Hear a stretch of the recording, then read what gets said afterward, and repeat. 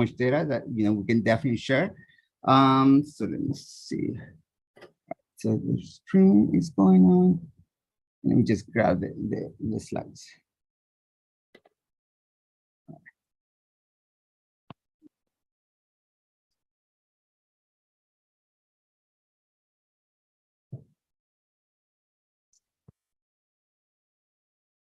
All right.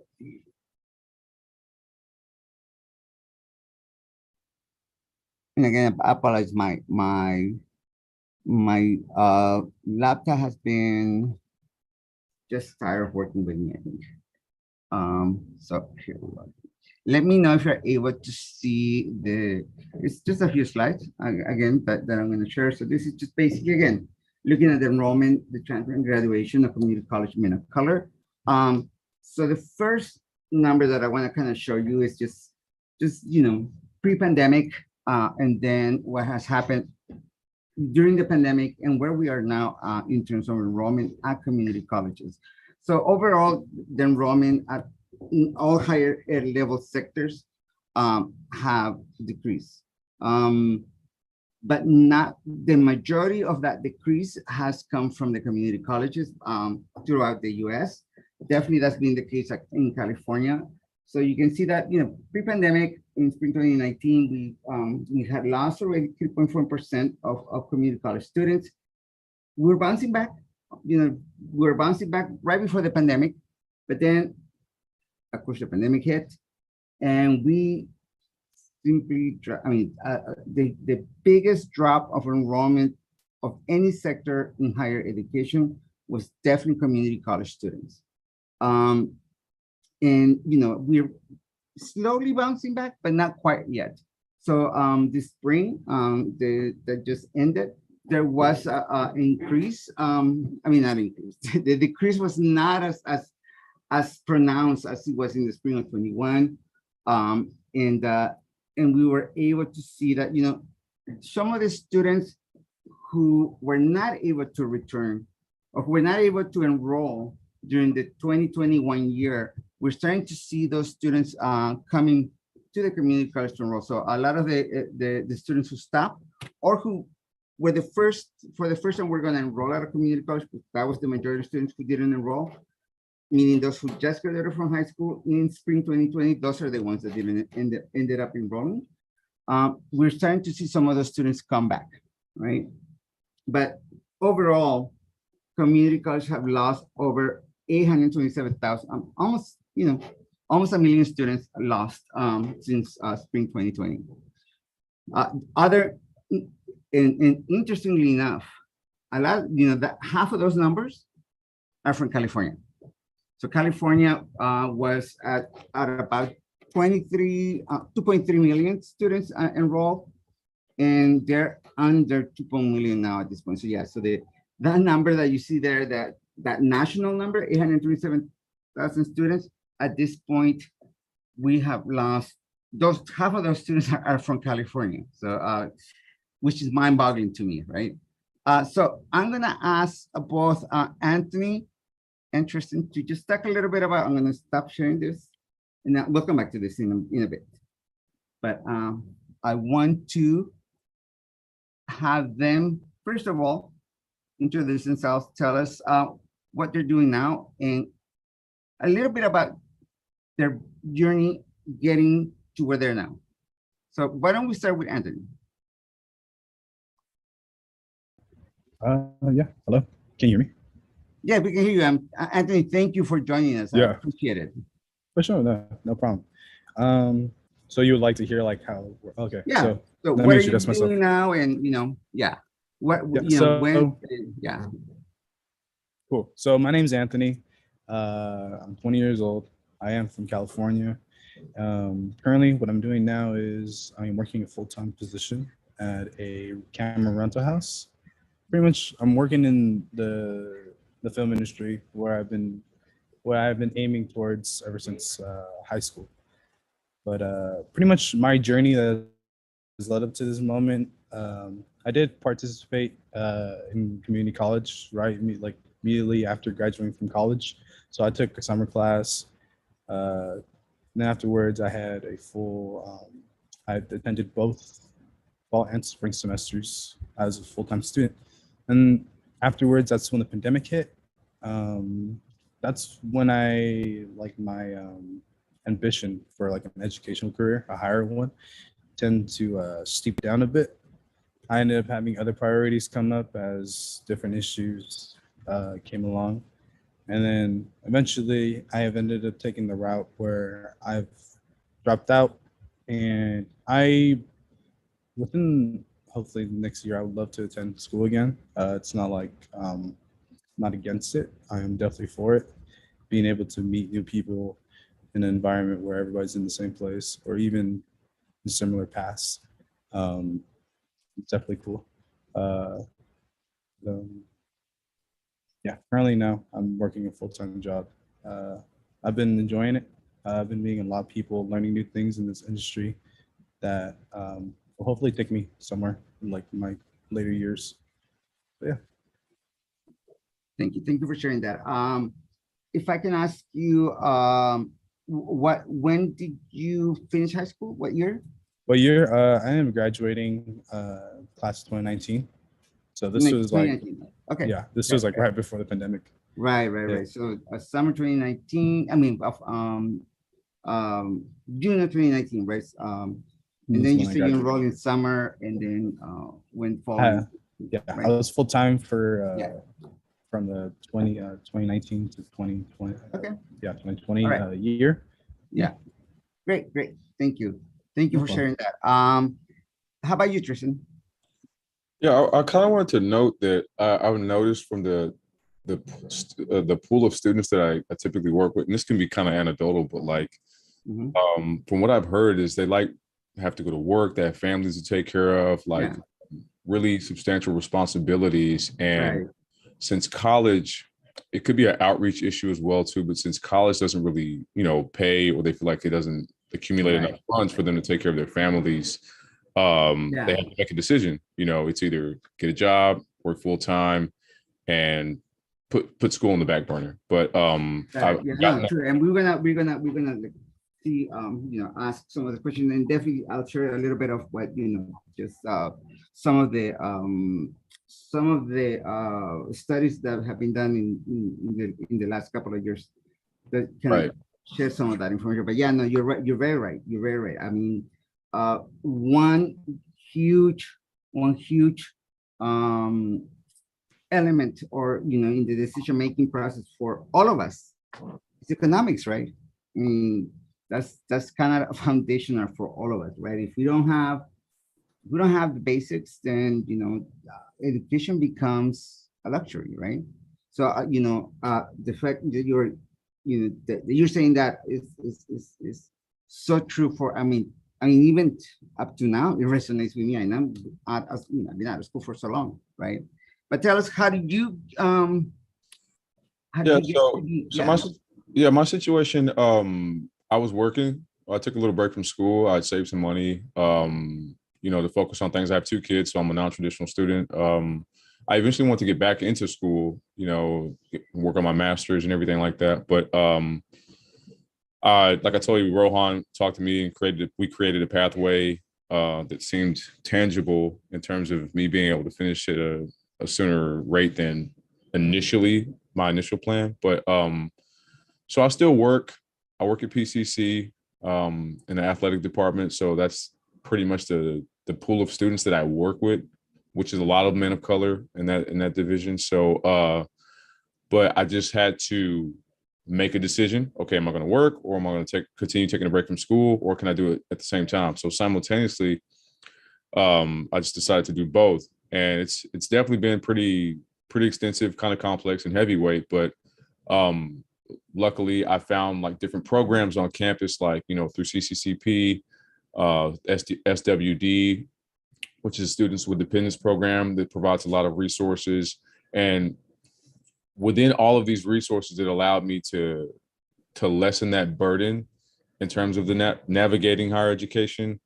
But I also noticed that there was somewhat of a disconnect in terms of like outreach, promotion, and a lot of the students either don't know about it, or they may hear about it, but they're not really engaged in me particularly, I just tried to take advantage of every situation or resource I could that aligned with my movement and where the direction I was going to go in. So, like I said, it hasn't been easy, but it's definitely been a journey and a lot of experience that I've learned and network building as well.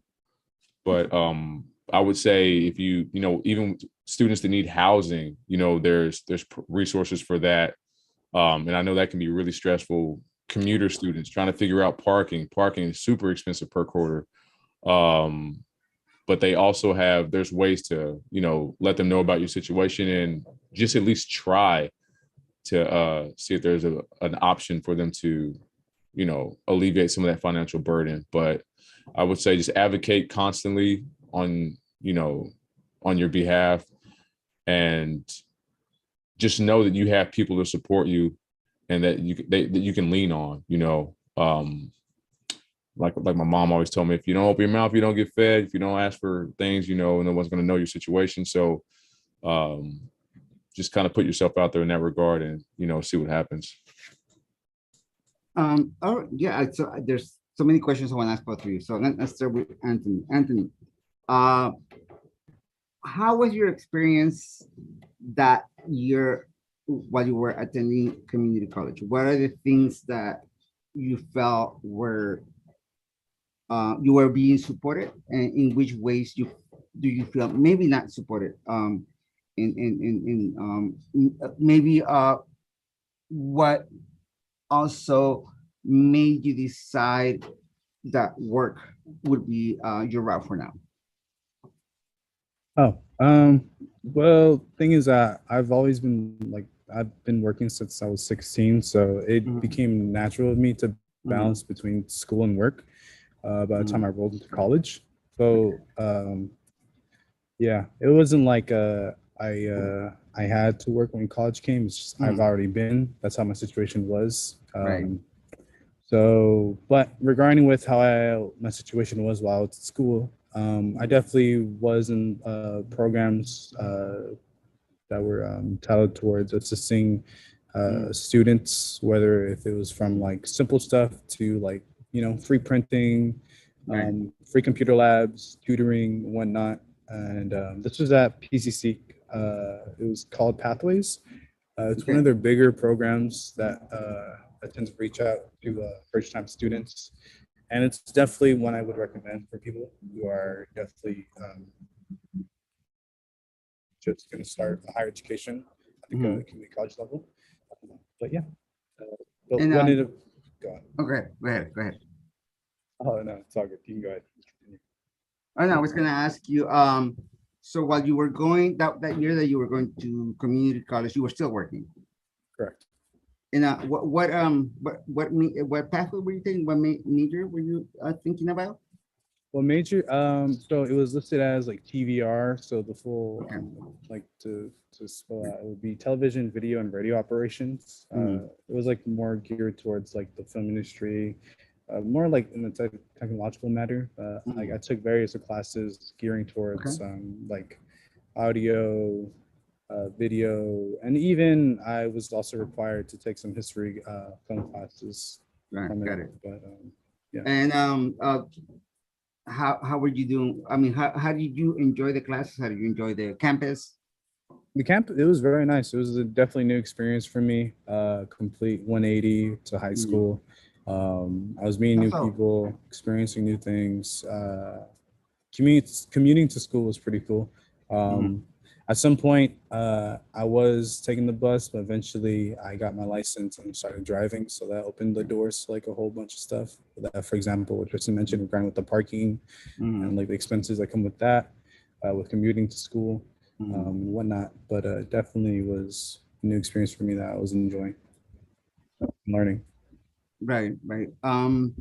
You said that the additional expenses, right? So meaning that you have to pay for gas, pay for maintenance to car, gas, all of that. Okay, all right, of course. All right, and if you don't mind, just if I may ask you, what's your family's background? What's your family kind of makeup? Meaning that in your household, are you living with your parents, for example? Are you living on your own, that type of thing?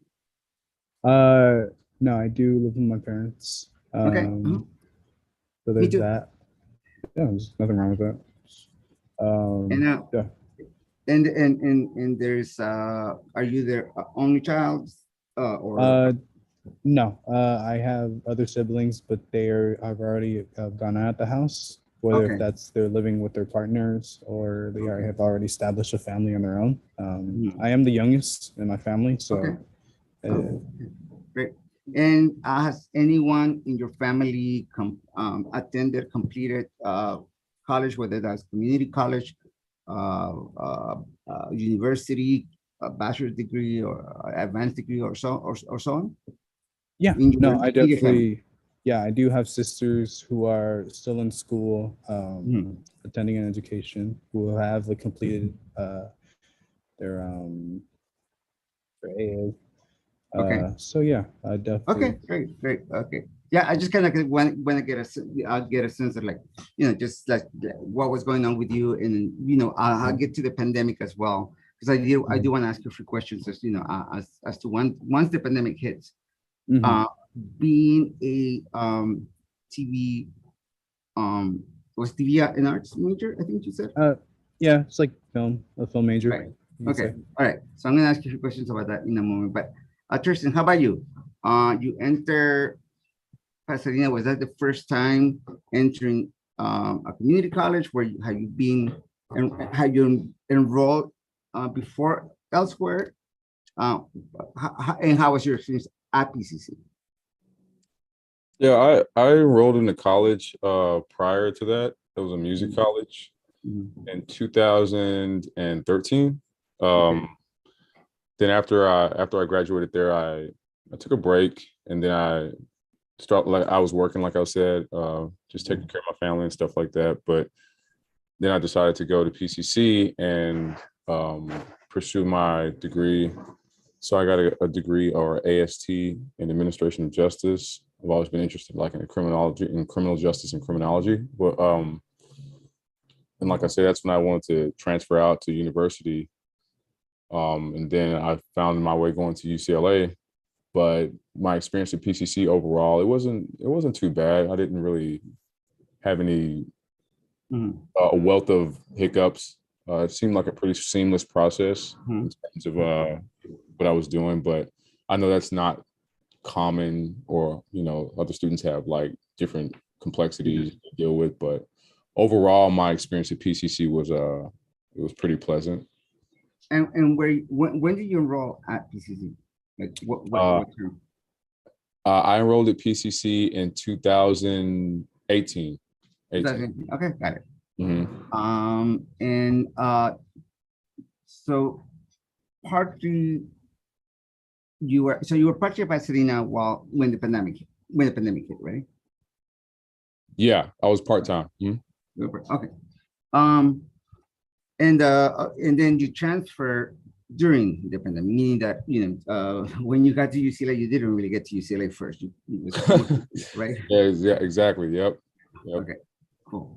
All right. So that gives a good sense of just like just kind of like where you were before the pandemic.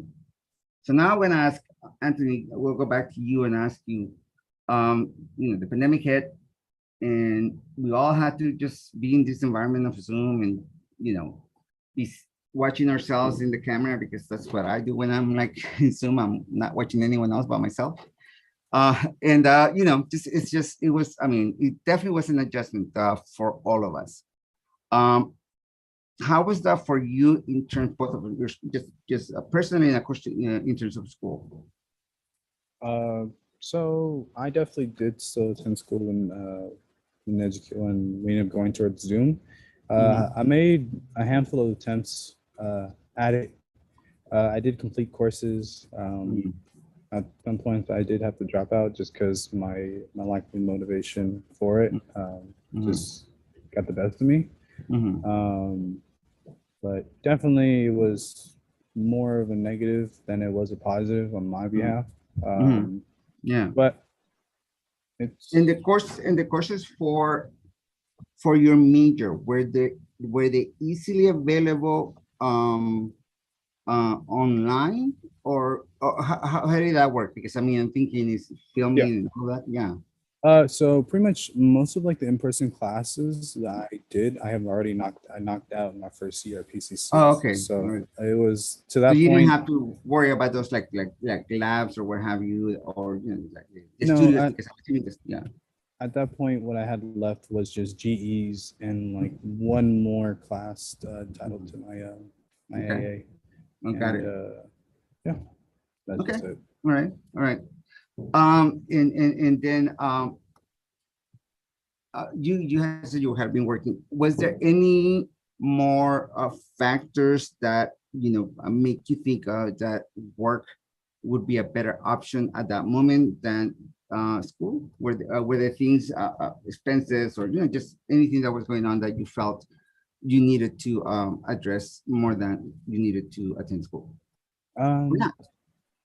Yeah, so I guess to go in more details, where I worked at during the pandemic was in a supermarket. So that was like, if anybody was going to Oh go yeah. out, they're going out to the Yes. supermarket. Yes. So definitely they were asking for more hands, more hours on our behalfs, and that ended up occupying a bit more of my time. So I changed the schedule for that. So eventually I ended up saving more money because of the amount of hours I was working from my job, Right. and with like not having to spend as much on like commutes to school and whatnot, Right. whether if that was gas, maintenance, or just other expenses that come with me going to actually going to the campus. Right. I ended up saving more money, and eventually I just decided as I was working, I was like, you know what, I'll just go ahead and Sure. wait it out, see what goes on. Yeah. Hopefully wait when in-person classes come in, and when that rolls around, I'll go ahead and enroll back. Right. Yeah, and then from that point on, Yeah, no, definitely. I mean, and for many of us, right? We have like we're juggling a lot of number of things. So thank you for sharing that, and thank you for just being able to speak about these things. I appreciate it for sure. yeah, no Um, Tristan, how about you? When the pandemic hit, how did that impact school, family, all of that? Oh man.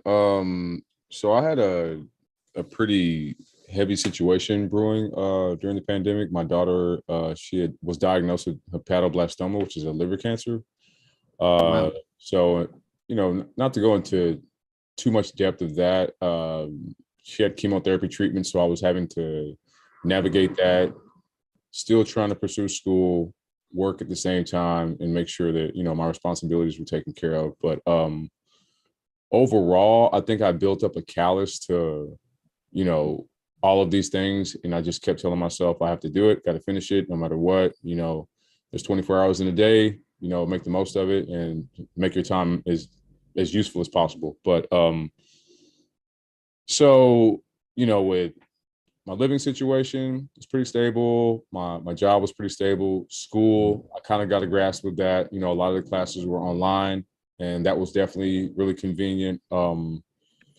So overall, I was able to maintain and still able to, now that things are a little better. Right.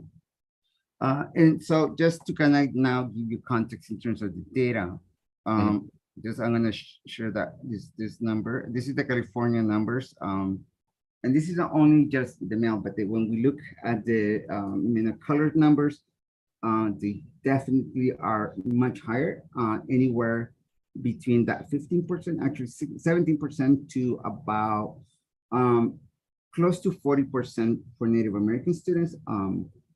Drop in enrollment from 2020. We still have a drop in run, but it's not been as drastic as that first that first year of the pandemic, where we saw a huge drop in the enrollment. And again, then for males, the enrollment was higher. For men of color, definitely much higher. About 18% for for Chicanx Latinx males, about 23% for Black African American males, and then close to 40% for Native American students, males. So when I think when you were talking about just the having been working and getting those extra hours, and the type of major that you have, even though it doesn't really apply in your case, but so what the data has shown for men of color at community colleges is that definitely work has been a huge reason why they have not enrolled, or they either didn't enroll to begin with if they were just graduating from high school, or didn't go back if they were already at a community college. So the number one reason has been work, and beyond that, and is exactly what Anthony said. Those folks who were working in areas that were, that we call essential workers, right? Those were the ones that were most likely to not come back to a community college. Now, in the past, when we have had, some drastic situations like a pandemic, or where we had a downturn, economic downturn, the opposite would happen. We will get an increase in the community colleges, and then when times are good, we get a decrease in the enrollment. But this one worked differently. Definitely, we saw, and we continue to see that places like Amazon that are paying in some states almost as much as someone who has a degree and who's teaching. So, some people are saying, well, why am I going to go spend all these years, at a community college or at any college when I can just work now and almost get paid the same, So definitely that's been the case. The other thing that Anthony mentioned was the major, right? And there are certain majors that are more male dominated, and they tend to be also majors that require you to be income. So there was definitely something like the film or the TV where you need to be at a studio, or definitely some of the majors that require labs. All of those tend to also be where more men than women are part of. And of course, with the pandemic, that just could not happen in a lot of instances, right? So we also saw enrollment drop in that.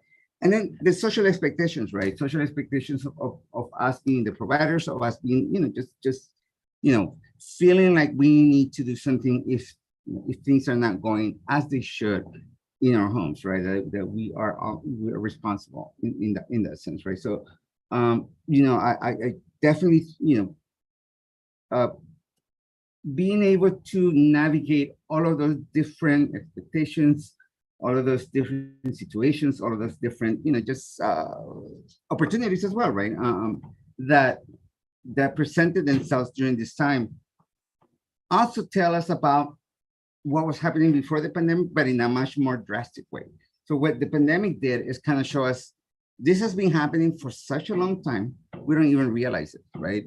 I mean, the trend for men of color has been a downward enrollment in higher ed period. And then when we look at, let's see, I'm going to share the last slide, and then I'm going to ask just a few questions, and then I'll ask, the audience if they may have any questions for our panelists. But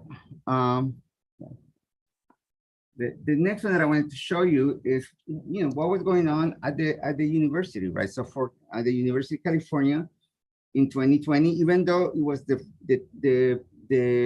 fall of the pandemic where we saw the biggest drop at the community college, we actually see an increase of applications for transfer students. And then again in 2021, we see another increase on 2021. But then 2022 comes around and we see a decrease. So what's going on here? Why was there, even though there was an enrollment drop at community colleges, there was still an increase in the applications for the university, and then 2022 we see the drop. What was going on? What do you think happened? Anyone has any thoughts? What may have happened? Like, Better why? resources, What was that? better resources, like Yeah, more definitely catered better to resources. transferring.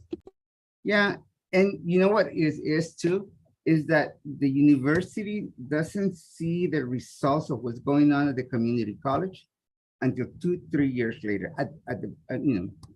The soonest that we will see that is 2-3 years later. And just having been working close to, it's over 30 years now, 30 years with community colleges, I seen that. I seen how unfortunately sometimes the university is looking at the now as opposed to looking at the what's going to happen in a few years from now. And when many of us saw that decrease at the community college in 2020, in the fall of 2020, we immediately thought, okay, this is going to manifest itself at the university in 2 years from 2 or 3 years, right? Because that's the time it takes for that cohort to move through and transfer, right? So now we are, panicking because enrollments are, dropping, and the enrollments are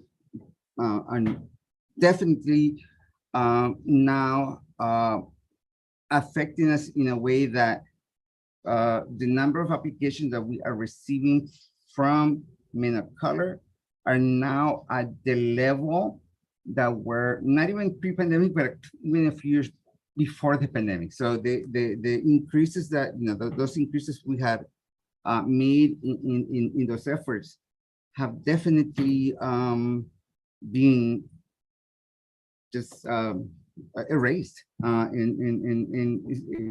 And already, as it was, men of color, let's say, for example, at UCLA, are not a huge part of the population. So, for example, within AP, which is the program that we're under, which is the program that works with first generation low income and historically underrepresented communities, only 25% of the population in AP are men, meaning that out of 4, only 1 is a male on the program, and so that that tells us a lot, right? So definitely.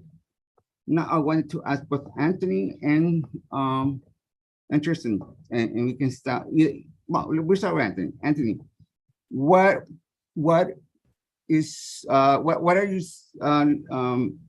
what are your plans in the next year, the next few years? What is it that if money was an option, if you could just do what you wanted to do, what would that plan be? So I would, of course, I would love to pursue my career in the film industry, but at the same time, just to improve my resume and just have some credentials under my belt, I would love to go ahead and still pursue school, just to just so I have something to show regarding with like what kind of credentials I have in my field, Right. just so I can entice more clients to work with me in the coming in upcoming projects and whatnot. And yeah. And what side of the film industry are you interested in? Like writing, producing? Definitely more on set. So like more on like camera work is what I'm into, to say the least. Yeah, I've grown an attachment towards cameras and learning how they work. That's awesome. That's awesome. That's great. And do you have any leads or where maybe you will pursue that, or some way that you will maybe start working down that road? Yeah, I actually am working on that right now. With this camera rental house that I work with, we constantly have numerous of clients working on like movies, commercials, feature lengths, and whatnot. So it's constantly, I'm surrounded by it. So I'm Well, you're definitely in the right place, right? LA. Is Yeah. is Yeah, a that's one thing that helps too. But yeah, definitely. But yeah, currently right now I'm working towards making connections, enhance like just more at just learning more on how the industry works. Learning the gear itself is another thing that also takes some time to handle. Yeah. And yeah, just perfecting And my then craft as I goes. And then just one last question for you, Anthony. Just looking back at that your time at the community college pre-pandemic, would there have been something that you feel would have made it easy for you to continue?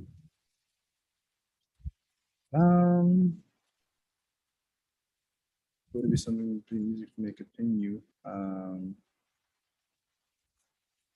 I guess it'd be kind of. I mean, I think everybody would say this just in general for the pandemic not to exist. Yes, Definitely, I would have continued. I would have definitely continued my same course of being a full-time student at PCC and going ahead and completing my AA and working towards that at a either at a Cal State or at a UC.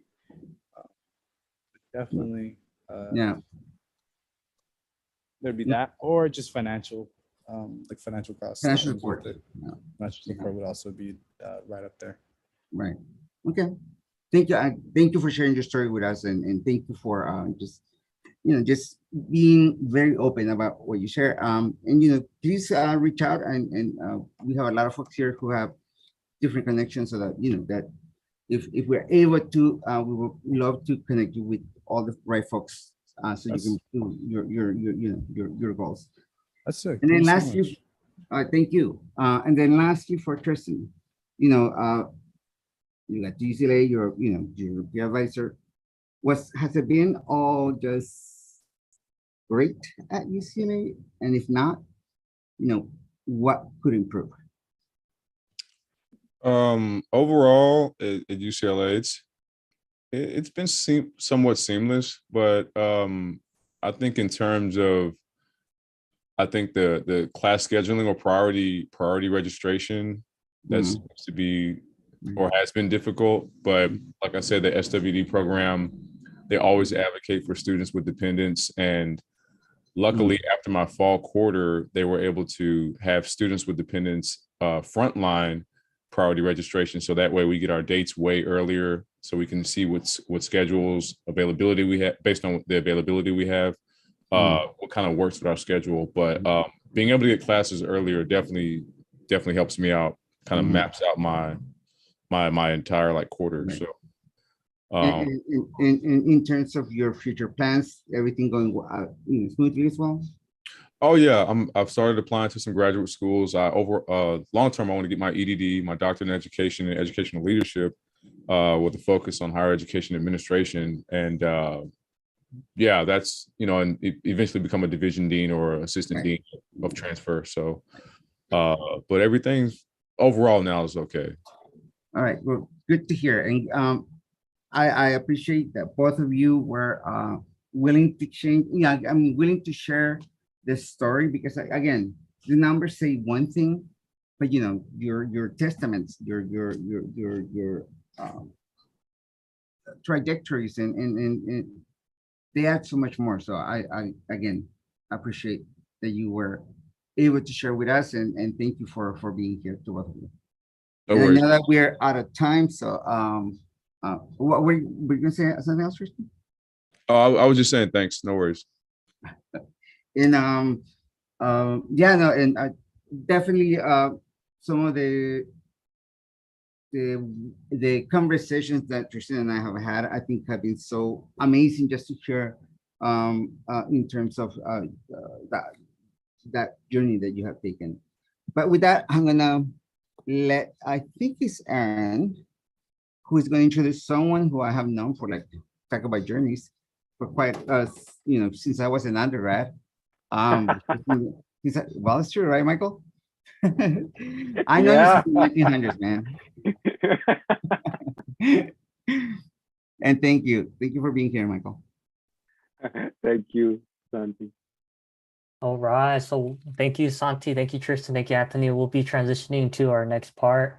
of our webinar, which is our mental health healing spaces component. And I have the honor of introducing our guest speaker, Michael Suarez. So Mike Suarez is UCLA Honors Program Assistant Director for Student Development, a teacher, a mentor, a counselor. He identifies as Mexipino, a marathon runner, non-sanitarian caregiver, yoga teacher, enthusiast, Yale and PhD first-gen survivor. He earned his PhD at the UCLA Graduate School of Education and his bachelor in political science at Yale University. Mike also completed a 200-hour teaching, training, and certificate program in yoga and healing sciences at Loyola Marymount University. He enjoys teaching students mindfulness exercises that include yoga and meditation to help them reduce stress, create safe spaces, and build community that fosters communication in diverse settings. Mike's educational philosophy is holistic. It's about working collaboratively with diverse students, faculty, and staff in creating learning environment that validate each student's academic and personal experiences in support of their success and future goals. He has worked in UCLA's academic advancement program, college academic counseling, admissions and outreach, as well as with the Puente program and California community colleges. So basically everywhere. And Mike is a native Angelino from Wilmington, California. So without further ado, Mike, take it away. Yeah, thank you very much, Aaron. And Santi, yes, so we've gone a long way, and it really is an honor to be here in this Men of Color gathering. I'm so honored because I guess growing up, going to college in my day, there was none of this. There weren't safe spaces to bring in intersectional identities, more even men of color. So to be here with you all on your very important and powerful journeys is an honor. As I say this, I think one of my AirPods is lost power, but if not, it'll switch over to, anyway, I don't know what'll happen, but I'm gonna try to stay connected. I guess to start out, well, I'll just say this, that I was starting to plan what I was going to be saying today, and I went in to try to research some, online data sheets that I could present, some statistics. And by the way, Santi, you did a marvelous job in your presentation and your research with Men of Color. And then the other night, I received a phone call from a friend of mine, and she told me that my running buddy, that I run marathons, had been shot and killed at a Target in the Central Valley. He was 42 years old, a brother, a man of color. He was getting his life together, and after graduating in criminal justice, got into probation work. What it did, I thought about it all day, and I was thinking, there is the research and the stats, but really, the problems and the needs for men of color are very real. There are high rates of mortality. Thank you very much, Juan.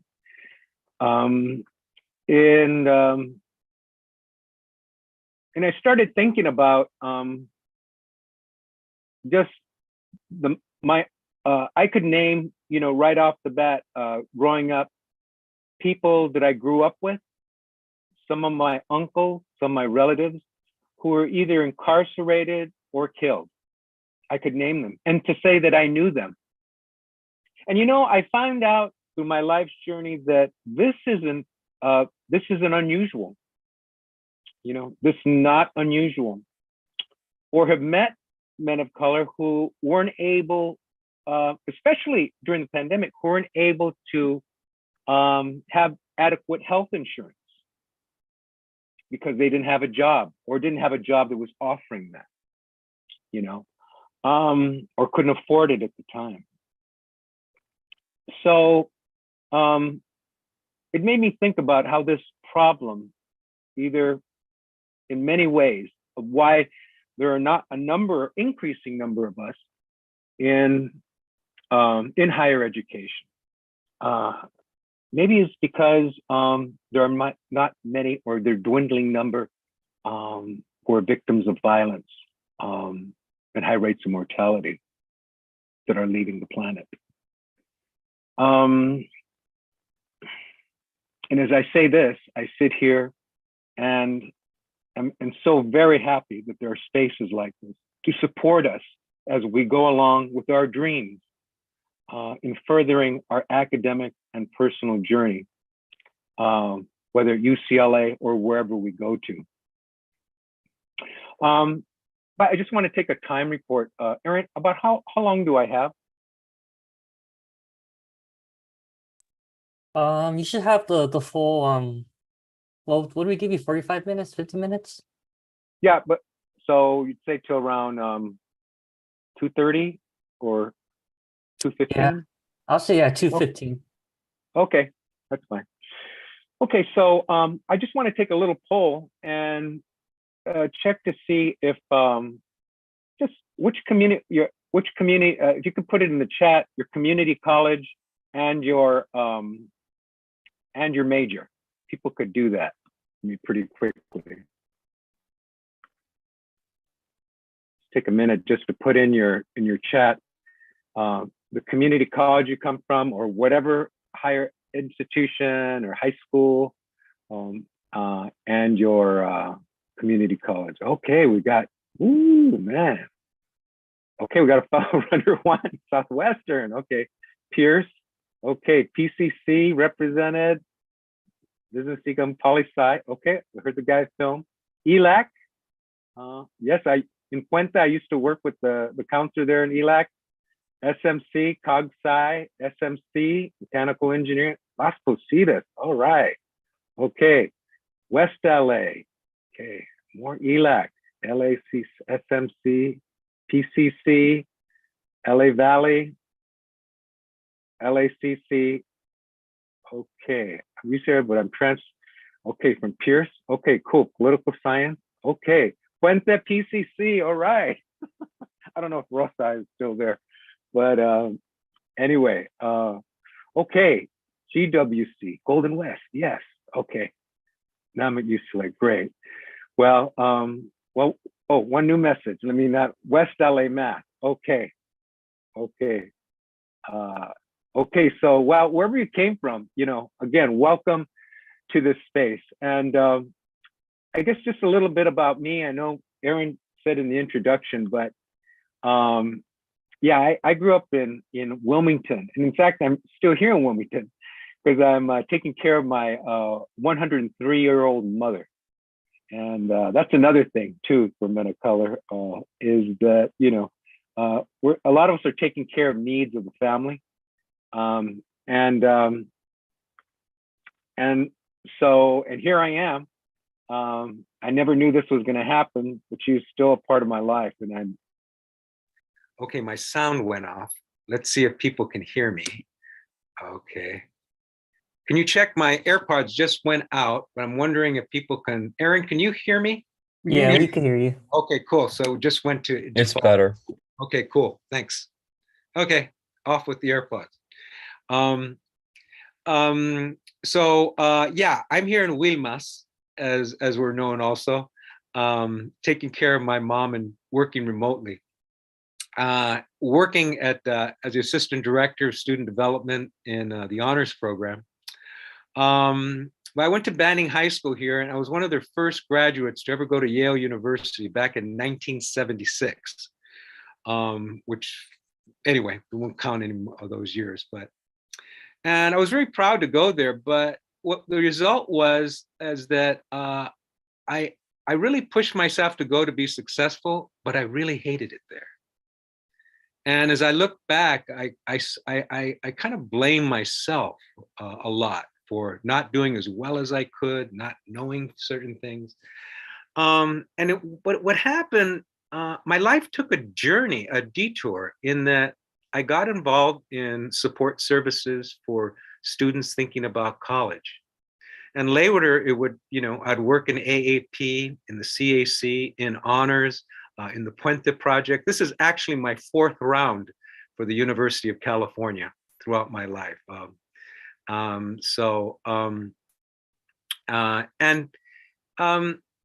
I actually did my PhD on first-generation college students and their adjustment and recruitment and retention in college. By the way, my advisor was Dr. Daniel Solorzano, who is still here at UCLA in the Department of Education. If someone's seeking their EDD, really take a class from that guy. He's really good and really known. But it's interesting. Now, lately, though, I've been getting involved in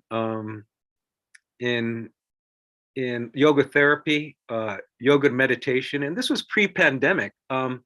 And my interests have taken me to actual also international men's groups and supporting a men, and actually starting a Men of Colors group for what we call older men or men in their second half of life, to really keep them connected to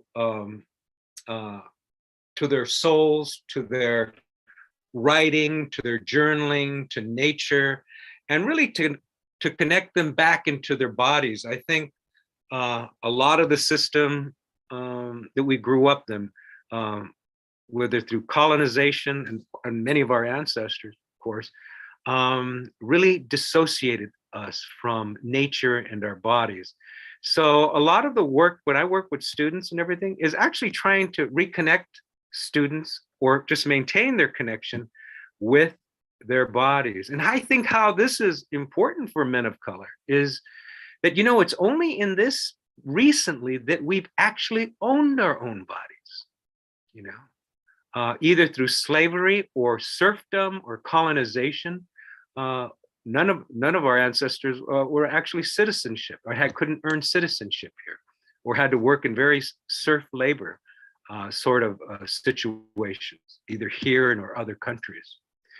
So, and Resmaa Menakem, who is a psychologist and therapist, points out that our nervous systems have really taken a toll in our ancestors' nervous systems through what he would call racial or systematized violence on ourselves. So I think it's important that all of us are aware of the toll that historically our bodies have taken, especially men, and this has been proven through how police view men of color bodies. And the way we've been oppressed and violently treated. But also, in the workplace and everywhere we go. I think, just the other day, my nervous system took a charge. I was in a parking lot just going for groceries, and there was a police car going around, the parking lot. And, I was just kind of nervous. I was with a friend of mine who goes, "What's wrong?" I said, "There's a police car that's," and, he wasn't a man of color, but I said, I still get nervous when there's police around. I'm thinking they might, pick me up or something. And my brothers even taught me after driver's ed, areas to be careful of. In the neighborhood, you get your driver's license, but be careful of. I'm going to name certain places, but like Torrance, North Long Beach, Lakewood. Now this was in the 60s and 70s. The demographic has changed, but still, I've always learned, if you're stopped, by a police officer, be careful about, how you move and stuff, because there'll be you don't know what can happen. So I'm saying all this because I'm saying all this just because I think as we're taking academic journeys in a more focused manner, that we need to make sure that we're supporting ourselves through the CCP, through support groups, through the various organizations on campus that support spaces like this Metacolor group, and also to have a toolkit of our own. And this goes for everybody, is that I think we've learned through the pandemic that, you know, our wellness, you know, and mental health are very important. And you, as you know, before the pandemic, and people would talk about it, but, you know, it wasn't as taken as seriously as people do now because of either economic situations or direct experiences, feeling a lot of men of color are feeling a little more stress. And so we need to build a toolkit. And this is where I think for, you know, it's a Friday, we got a few minutes here, a few exercises that I practice and that I actually practice I lead practices in the honors program in classrooms with that involve mindfulness, meditation, and yoga and mind-body movement. And you know, I found out, and research has shown this, is that you know, your learning is actually very connected to your being in the classroom. Now, it sounds like obvious sense, but if you're more calm and you're more, if you're more calm and starting from a calmer place, you're actually going to learn better and you retain more. And you know, I was the very opposite of that. I was like, I have to be tense when I'm in. I have to be cut. But actually, they're finding that more students are more creative and learn more and actually, you know, get through their lessons more easily when they're in a calmer place. And this is where the mindfulness movement and the self-care movement are very important, I think, for all of us. So we're going to just, and you know, it is a Friday, and you know, I think we need a little something to maybe kind of connect us to our bodies and maybe relax a little bit. So I'm going to lead you through a few exercises that I have. And one is a very simple one, and one is just being silent. Now, a thing that really calms me, even if I don't have a lot of time for it, is just closing my door and taking a minute before going on to my next student or next meeting. And in that minute, just being silent with myself helps calm me down. So I'm going to invite you to just take a moment and, you know, and just be silent together. And so I have this little thing to just make sure, you know, it doesn't go too long, but we're just going to take a minute. So it's not literally going to be a big deal. This is Insight Timer. And so we're going to take a minute and just be here. You can close your eyes, but it's just being comfortable with being in silent and together with other people.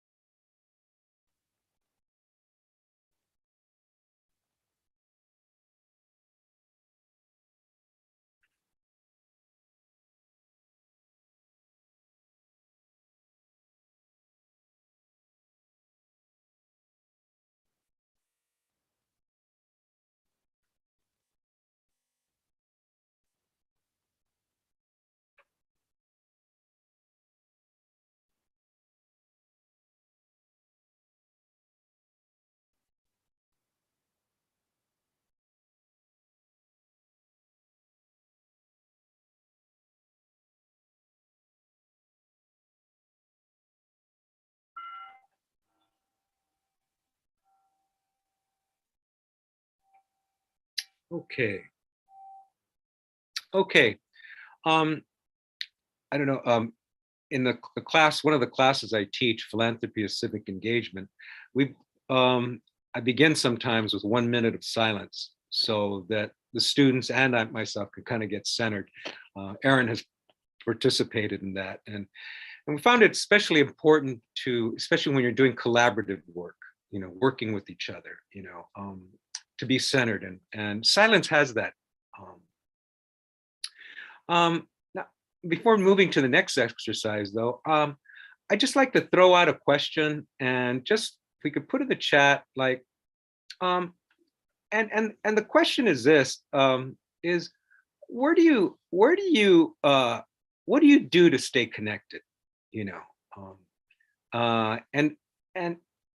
some of you, you're not on campus yet, but I used to go to the fountain on across from Royce Hall. I don't know if there's any UCLA students here. There's a few, I know.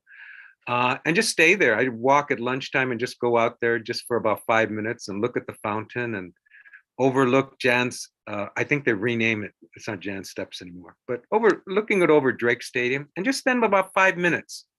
Or sometimes I would go to, thank you, Hongo Steps, Javier. Thank you very much. Yeah, I know they renamed it, and a very important renaming as well.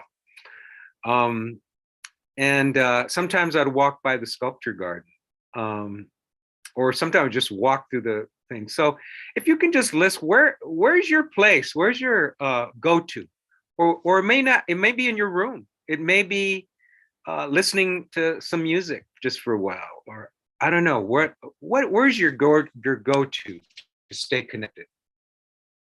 I'll just give probably just a minute just to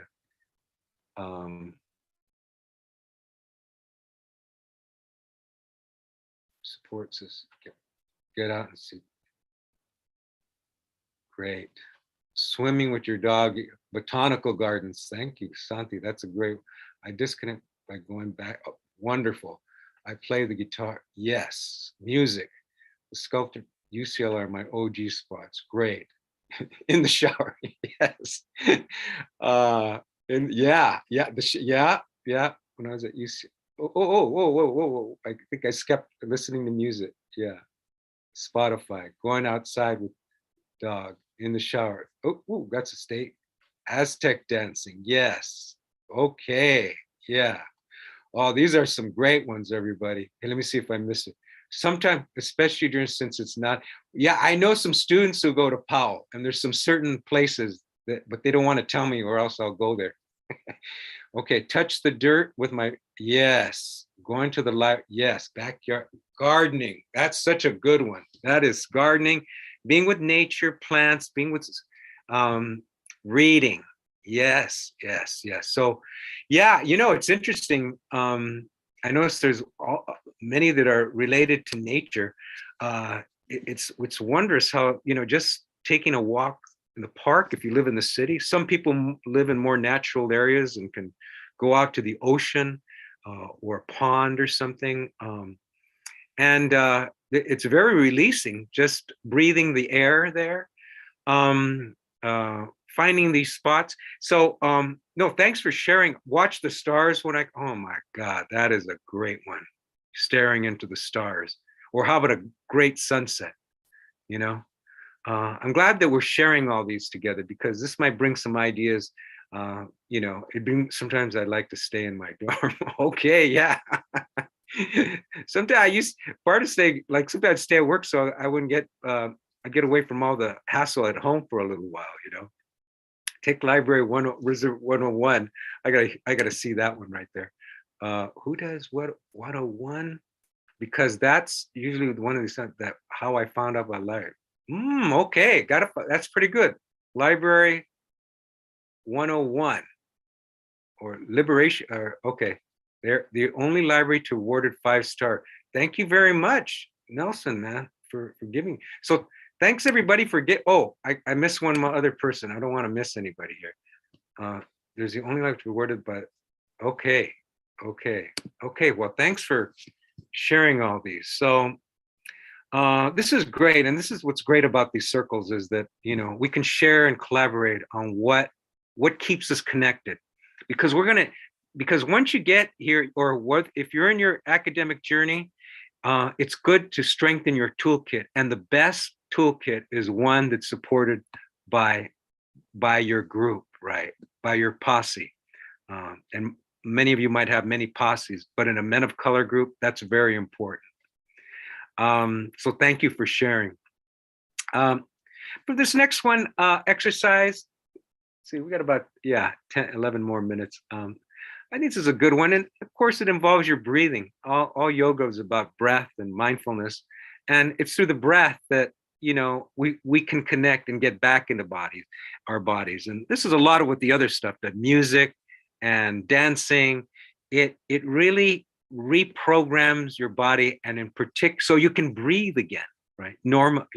Be connected to it. So we're just going to do a little exercise, very easy. I don't know if you all are, you can do this sitting down. So we're not going to do, what's the name of this library? You mean, okay, Tyrell. I wonder if they're talking about Powell, because it's somewhere. So anyway, somebody connect with Tyrell about that. Santa Monica Library. Okay. Thanks, Javier. So we're just going to do a simple body movement exercise, and you can do this actually remotely, and which I'm going to do now. And that's just simply, just start moving your hands up like this. Just real slow. You could just kind of do it along with me if you want to. But basically, just kind of just go like this. Start moving your arms.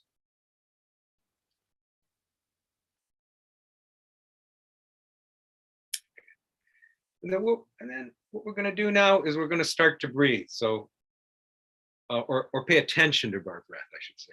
So we're going to breathe in and raise our arms and breathe out. Nice and easy, nothing forced, okay?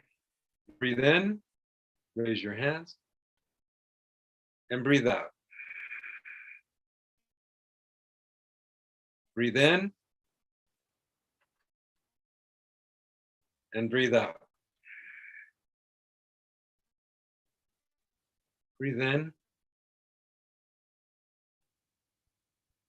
and breathe out. Breathe in and breathe out. And then start to go at your own pace.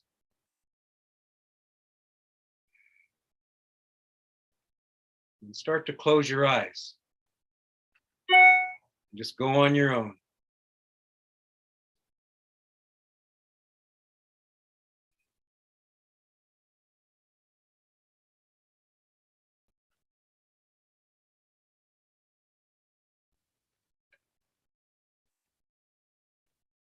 Nice and easy.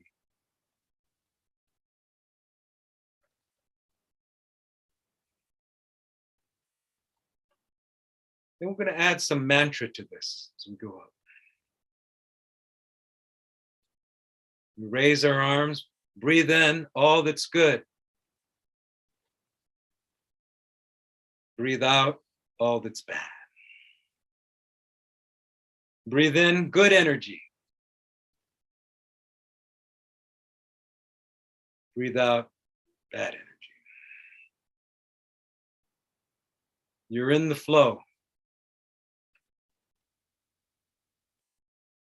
Breathe out. You're staying connected to your breath and body. Breathe in peace. Breathe out stress. Breathe. Out. And just want you to just stop just right now and just sit with your body. Just sit there just for a few moments.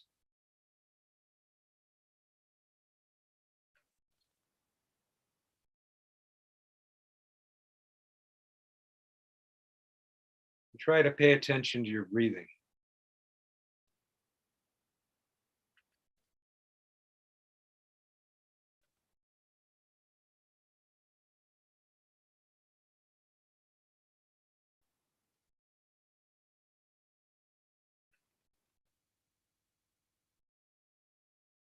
Breathe in.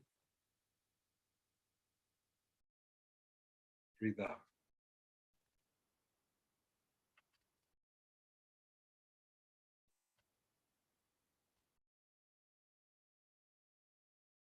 What I want you to do is like take your hands and then rub them together. This. And if you're wearing glasses like me, take them off. Rub your hands again, and then put the palms right over your eyes as they're closed. Just put them up very lightly.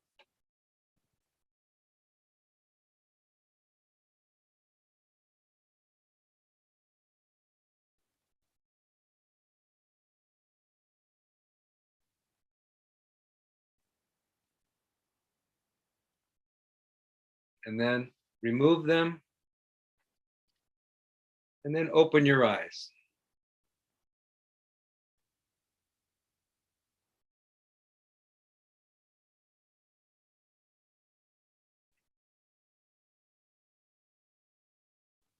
So maybe a little feedback. I can't see. How was that for everybody? I don't. Okay.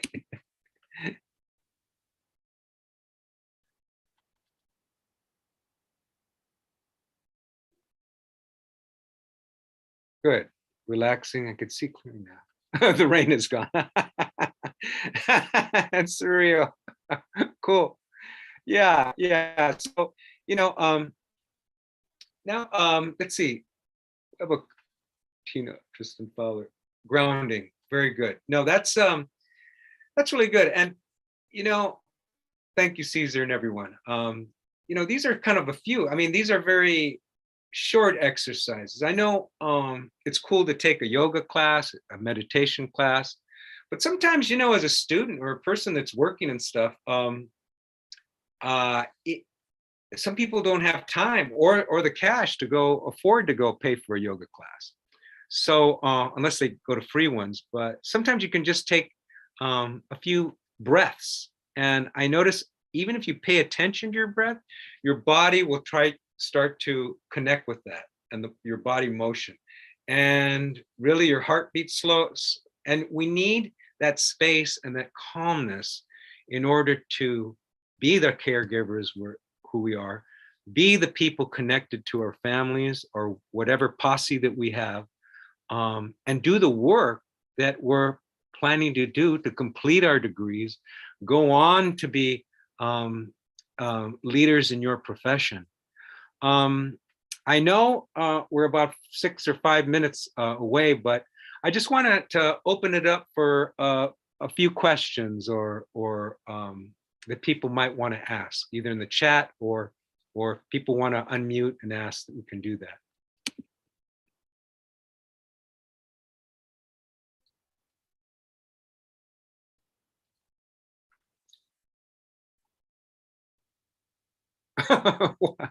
Oh, shoot. Thanks, Javier.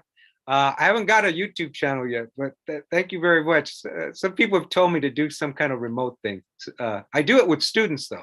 So maybe we can connect up and have a yoga class on campus as soon as we go back.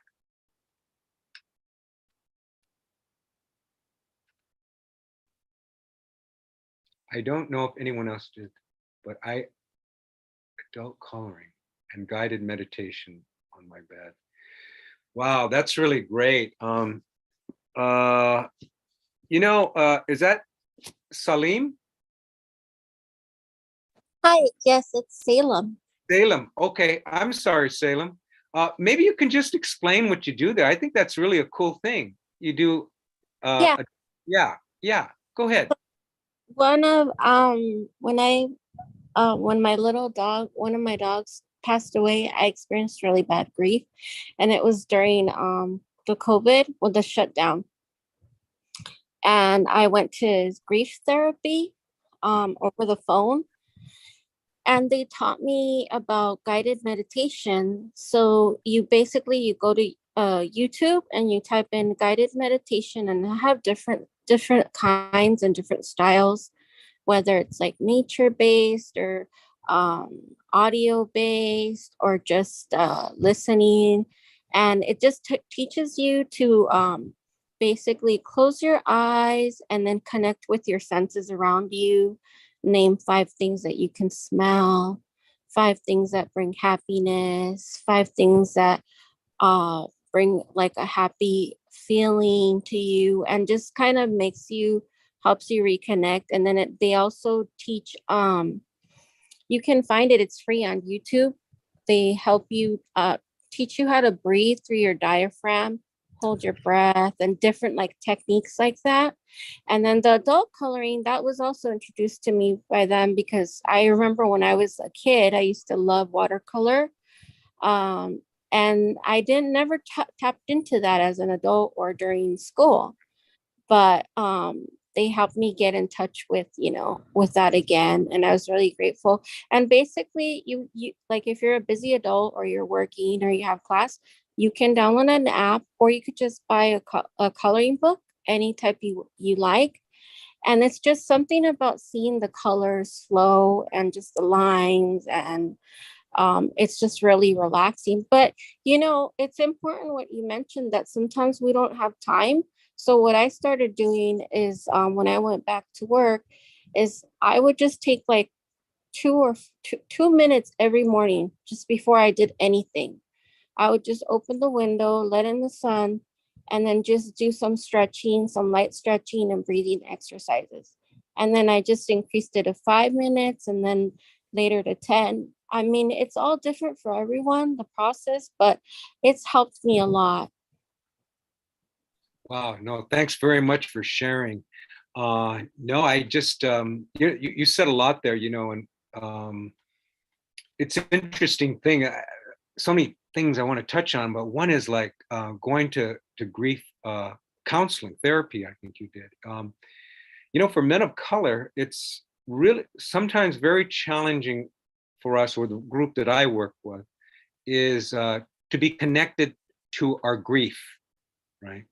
And it's hard to either connect with that or be relate and especially because of so many societal systemic stereotypes and images that we have, especially growing up. Obviously, men don't cry, and so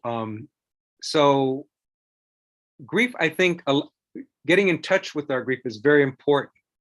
And spaces like this, and I know what you said, in LA they have the grief counseling center that is very helpful. But these other things that you mentioned through art, coloring and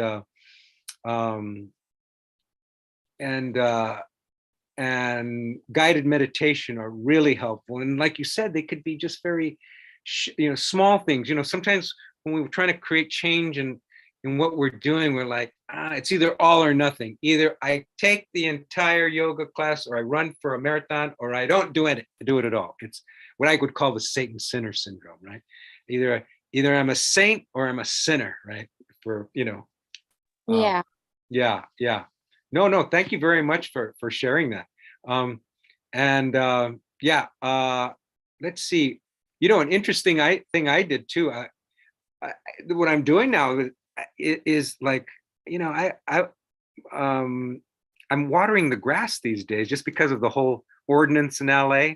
So people are to cut down on the water. So we turned off our sprinkler system, and I'm starting to water the grass during the sunset. Me because of the water. Yeah. Something about a lot of people I noticed in the chat, they mentioned like being in the shower, but it's just that connection to the elements. It's so soothing. Yeah. No, you're right. And now I look forward to it.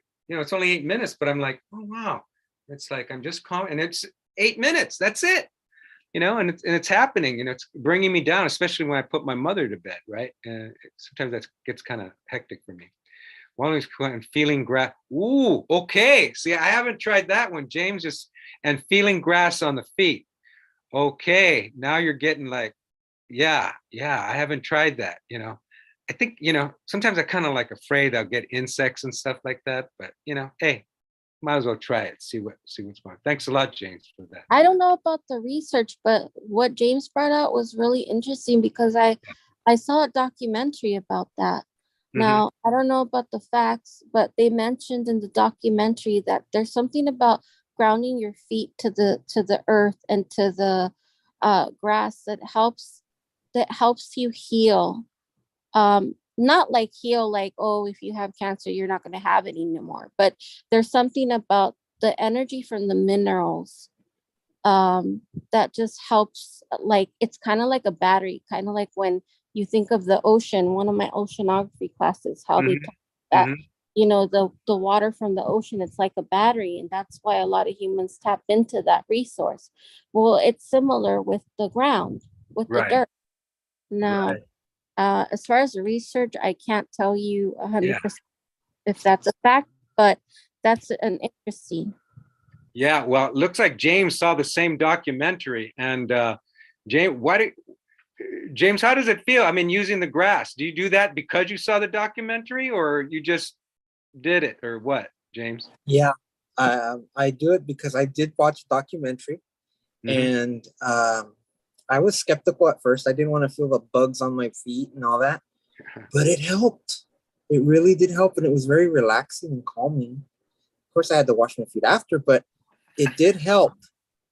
Yeah, no, thanks for coming out. So this is great. And Javier saying, let's go get away. Talking to Nikki, I get Nikki and Honorina being close, but yeah, going close to the water too. Water therapy. There is water therapy, and now I'm learning grass therapy. So, no, thanks very much for sharing this information. And now, it's coming up on the hour, but, I think you can understand the importance of a group like this. This is strength. I'm here facilitating this, and I'm learning, and I'm getting information from my toolkit because I'm still learning, I'm still growing. And that's what happens. This is the lifelong process of learning, engaging, meeting like groups that help support each other. This is so important. Some of you, I think, mentioned that you want to get your doctorate. Some may go on to whatever, or, whatever it is, it's important to have this toolkit so that you can help support your academic journey and those people around you, especially that love and support you. Anyway, I just want to thank you for this time. I know it's 2:15 now, Aaron, or 2:16 now. I want to thank you all for this space. And I look forward to maybe connecting with a lot of you in the fall. If not, a very good spirit to you and aura to you for the next 3 years or 4 or how longer it takes. And that you may be the greatest leaders that our planet has ever seen. Thank you. All right, thank you so much, Mike. Everybody's showing you a lot of love in the chat. They're giving you a lot of thank yous, a lot of hearts, a lot of applause. Really appreciate you sharing your time, space, and wisdom with us. So thank you again, Mike. Thank you. Next, I'll be passing it to Tristan, and we move on to our MOC student panel.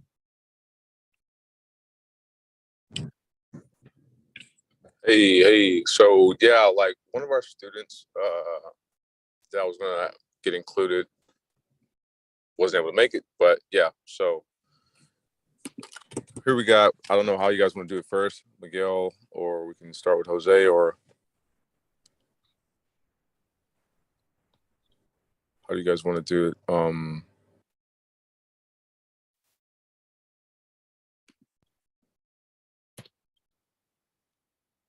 So we could start with introductions. We'll have everybody introduce their name, where you transferred from, your year in school, or if you're non-school anymore, your occupation, your majors or degrees, and how you identify as a man of color.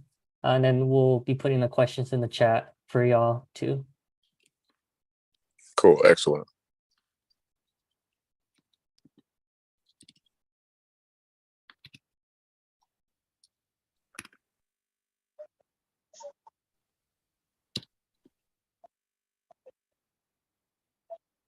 And anyone can start. Okay. MOC. Should I start it off? All right. Well, my name's Jose Garcia. I transferred from Mount San Antonio College, and I graduated from from Berkeley. Well, technically I'm taking an extra semester, but yeah. And my major is political economy. I identify as a man of color, first generation, proudly non-traditional. I am LGBTQ plus community, and yeah, so I enjoy yoga as well. I love yoga. I feel like yoga helped me get through school. I would take a yoga class at each semester, especially during those really crazy semesters. And during finals, I think it really helps. So yeah, most definitely. Anyone else? Yes, my name is William Benson. I graduated from Los Angeles Southwest College. I'm a sociology major. I'm a first generation African American non-traditional student. And I am part of the MOC program, MOC, and the Triple CP Scholars Program.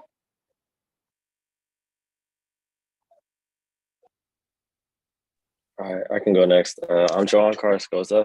I transferred from College of the Canyons and I graduated from UCLA this past June with a degree in human bio and society. I identify as a man of color, as first gen student, second gen immigrant. And I was first exposed to this group through the summer program in 2019. So that was a really amazing experience for me. What's up, everyone? MOC. So my name is Miguel Beltran. I transferred from Pasadena City College. I'm currently, an undergraduate student, sociology major, and I identify as system impacted, first generation, man of color, and something about me. I'm not self-made. I'm community-made, and I'm just here to represent for my people and the individuals that look up to me, and also it's with me paying homage to everybody that paved the way and invested in me. So Jose, Johan, William, happy to be here on this panel with y'all. It's a full circle moment for many of us.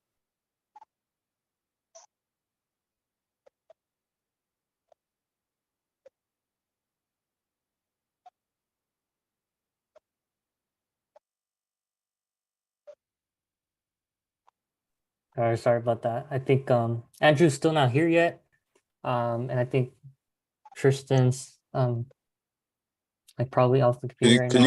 Can you guys hear me now? Sorry, my signal's just so choppy. Yeah, we can hear you. So should we just do Q&A now, or if they have questions for the panel? Yes, sir. Okay. Let me see. So I don't have I'm trying to pull this up on the phone. One sec, guys. Aaron, do you mind starting the questions while I pull up the document? Yeah, I got you. All right. Okay, thank So the first question, this is open to anybody. Anybody can answer it. So how has being a man of color affected your experience in higher education and life in general?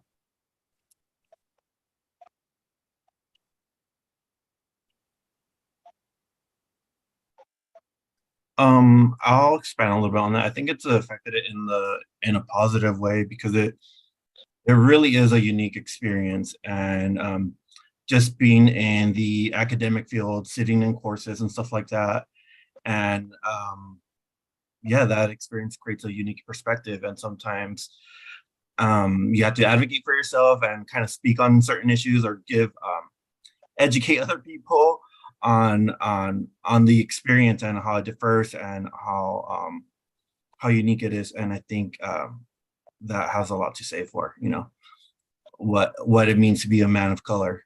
And yeah, anyone else? I could add, I agree. I think overall it's been a positive experience, mainly because of the community that I found at UCLA. But I would say something that was kind of unique to my experience, not only as a first gen student. So like, I think sometimes it's kind of hard because we don't have, or it's kind of hard at first to find men of color to lead you through the academic process because you might not have that in your own family. So you kind of have to dig a little bit deeper. But something that was unique to my experience is that my major was very much dominated by women, which was interesting. So it was kind of interesting being there, not only as a person of color, but also as a man of color. So I think it was important, like Jose mentioned, to kind of speak up a little bit more and kind of add your own viewpoint, because sometimes people don't really or haven't really heard from someone from your background. So I think that's important. Yeah, it was also a positive experience for me because I never really had that camaraderie. The MLC was a real brotherhood for me. Webinars that they provided were very informative for me. Yeah, and just this program, it really motivated me to transfer to a top tier research institution. And yeah, I just love the MLC brotherhood. Thank y'all for sharing, you know. Oh yeah, go for it. The peer mentoring also was huge for me. As for me, you know, it gave me a voice in academia, you know. I think for me also it's important, you know, for me to see people who look like me, come from the similar background as me. You know, a lot of the individuals I looked up to in the neighborhoods, you know, for a certain extent, you know, they guided me, right? But then once I needed to level up, mature, and take myself to a new level, right? That's when I started calling for mentors, you know. Even some homies right now in UCLA, you know, with the underground scholars and stuff like that, you know, they gave me a place, you know, where I could start representing my community righteously, you know, and other individuals are looking up to me, you know. It helped me also solidify my positionality, you know, where I'm at, where I was at, where I'm at, and where I'm going, you know, is now seeing representation, right, as men of color, how, you know, it's like society always views us, you know, very negatively, you know, is we're always toxic. Well, at least for me, it's like toxic. He has no future, you know, he's, excuse my language, he's a fuck up, you know. And now I'm able to empower myself with affirmative words, you know, as a man of color. That's an identity that I unapologetically, you know, take on, you know. And where I see myself now I'm pursuing a PhD, you know, is while I was pursuing other things that were not meaningful, you know. And for me now it's just, it's a big responsibility, right, that I carry honorably. So yeah. If I could just add a little, I think it's just the awareness of what's important, you know, acknowledging that we are, or that I am a man of color, and that is different from just being a man, because a lot of times people just generalize and put us in there. And there is a certain privilege with being a man, but the experience of being a man of color is very different. And so I'm not scared to speak up and, you know, be like, hey, it's different. You know, it's I do have some privileges, but it's also, you know, these are the other obstacles that I've gone through. And I proudly speak on that sometimes in classes and educate other people. And I think that's what my experience and here at MLC, what I've learned, and I carry that with me everywhere I go now. Appreciate those responses, everybody. I'm not gonna lie, I was expecting more about the negative, but I love that all y'all like touched upon the positive experience and like the pride that comes with being a man of color. You know, having these privileges to speak up, but also like acknowledging this identity and how important it is and how it shapes your experience. So very powerful stuff. I'm gonna pass it back to Tristan. I think Tristan finally able to figure out the stuff, and then yeah, we are good to go. So we have a couple more follow-up questions.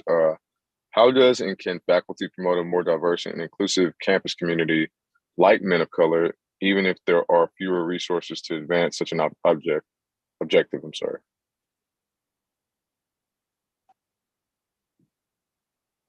And anyone can go first.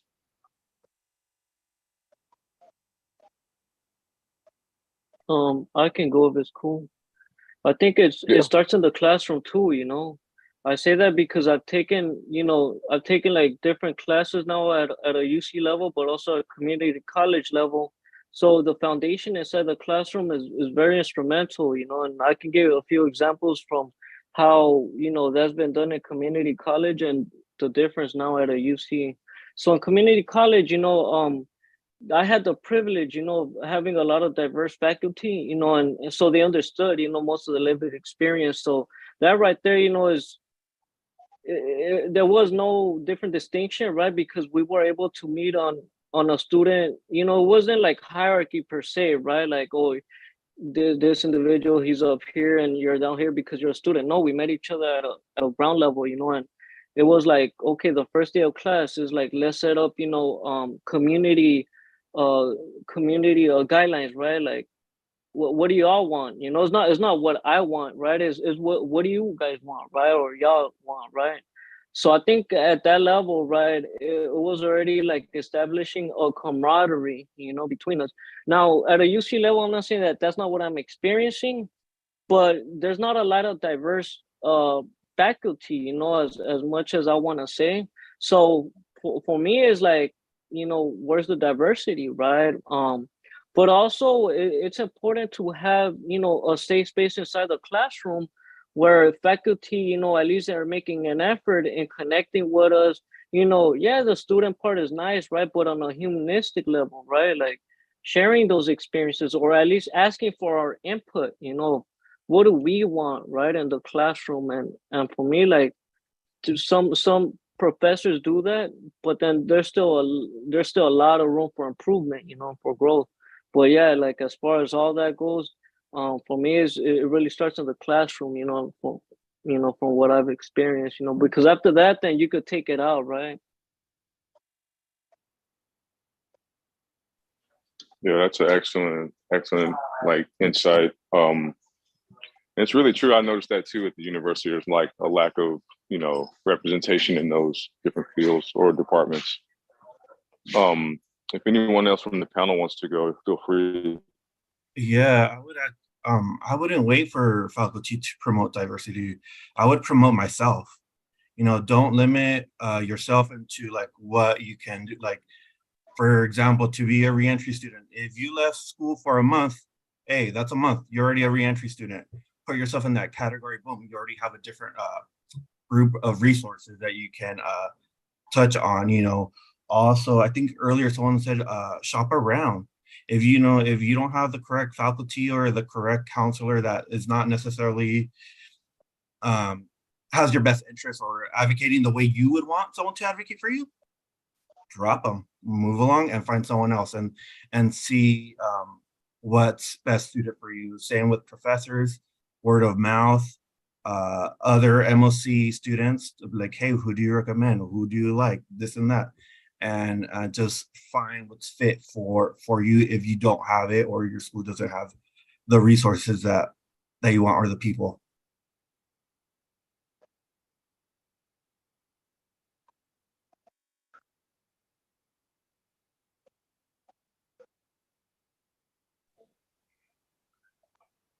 Was there anyone else from the panel? And could you repeat the question, please? Oh, absolutely. One sec. So the question is, how does and can faculty promote a more diverse and inclusive campus community like the men of color, even if there are fewer resources to advance such an objective?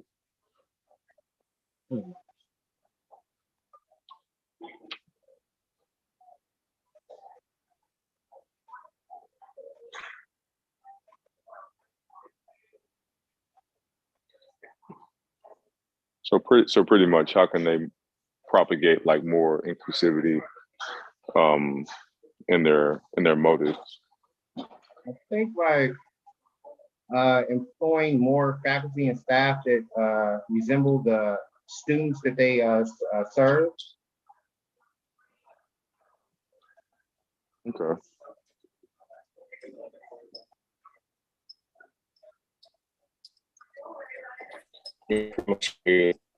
Points brought up already.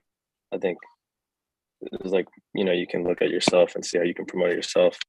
And then also look at how faculty could do better. I think something that could be helpful is, like kind of Miguel already said, the students are already there. Like, they already have the experiences. They just need to share them. And sometimes, especially such a big classroom, right? There might be a student in that classroom that resonates with you like 100%, but you'll never meet them. So like, it kind of is just about putting yourself out there, but also the faculty providing a classroom environment to like promote collaboration, promote like, you know, connecting with others. Cause sometimes you could go the whole quarter and you're just sitting there in your seat the whole quarter and you never connected with anyone. So I think promoting connection across each other is big. Yeah, that's very important in terms of like building rapport and networking as well. And just feeling, you know, not necessarily just empowered, but, you know, welcomed and wanted. Super important. So we have a few more follow-up questions. One being, what is, or how have you witnessed any progress that colleges have made in diversity and inclusion during this present crisis in men of color enrollment rates?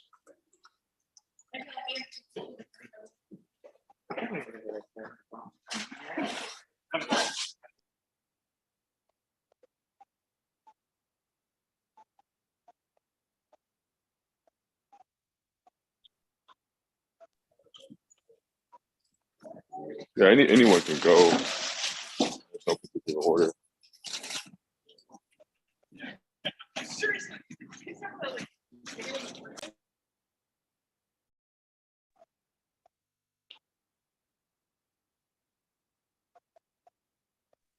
I think it's a tough question because Um, oh, sorry. Okay. I'll go real quick. I think it's a tough question because on one hand, I think UCLA does it in comparison to other campuses. I think it does a decent job. I think that's in nature due to the mission of the campus already. I think the campus plans on being a Hispanic serving institution, I think the next 3 years. So like they have the goal of quarter of the campus being Hispanic. I think that's kind of more representative of California's population. I think UCLA kind of just aligned itself under that just to make it look like an initiative. But in reality, I think we were already trending in that direction because of like, you know, more Hispanic scholars coming up in the ranks. But I think that's still progress. I think UCLA provides some spaces where like men of color can come together, whether it be something like underground scholars or something like CCCP. I think these programs are big.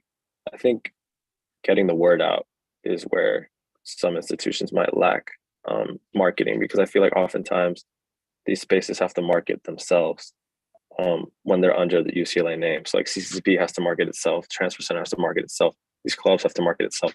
But it'd be nice to see like the university itself market these opportunities for students even before they apply or like while they're applying, you know, during the cycle, kind of really like throwing out those opportunities versus just saying like, oh, this is our campus, this is what it looks like. And, you know, kind of just connecting more on like an organization level, like a community level.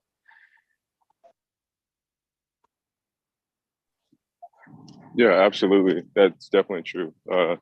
I know certain programs have to constantly advocate just to get that support, you know, and even then it's kind of like pulling teeth. So what we'll do, we'll kind of pivot the structure of this. So I would go with the follow-up questions, but I'll just kind of direct them, you know, as we go along. So let's.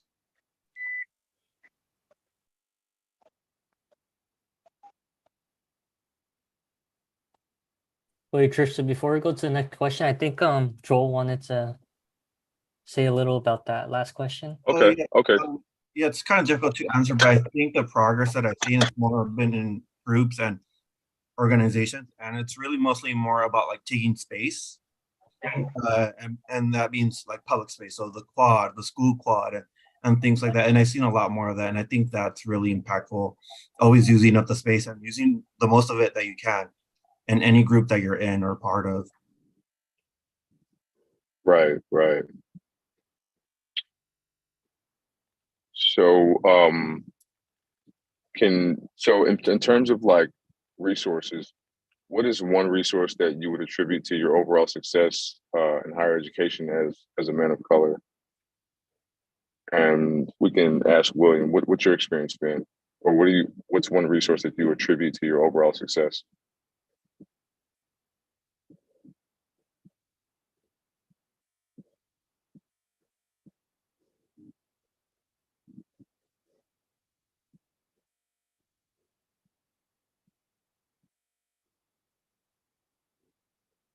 Can you hear me?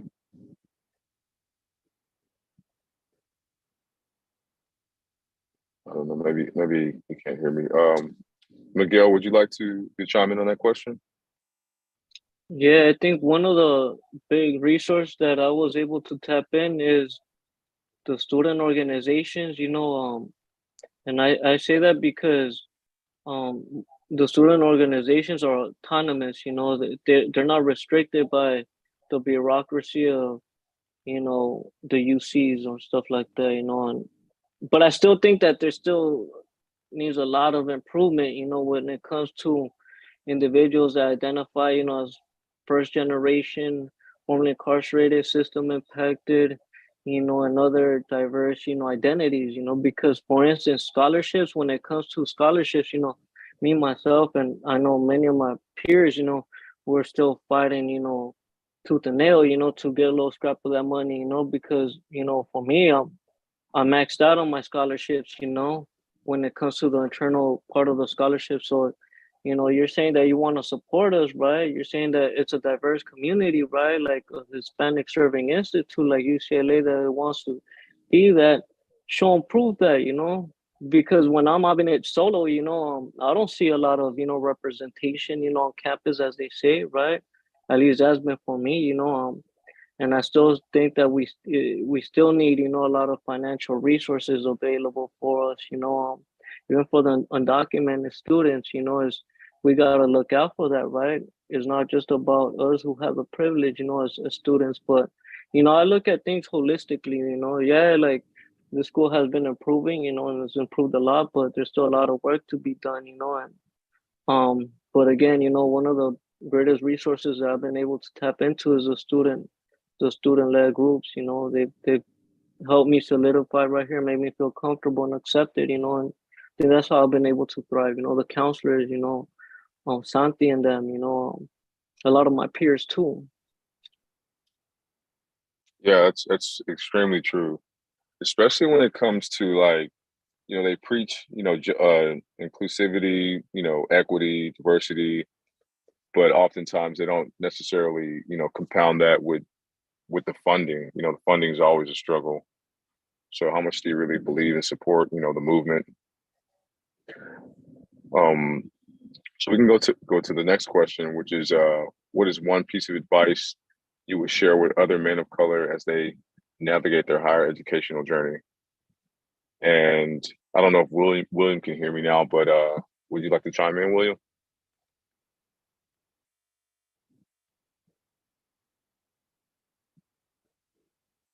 I think William's having like technical difficulties right now with his phone. Oh, okay. Yeah, we'll get that fixed. Yeah, no worries. Was it Jose? Sorry, I can't see the name right now.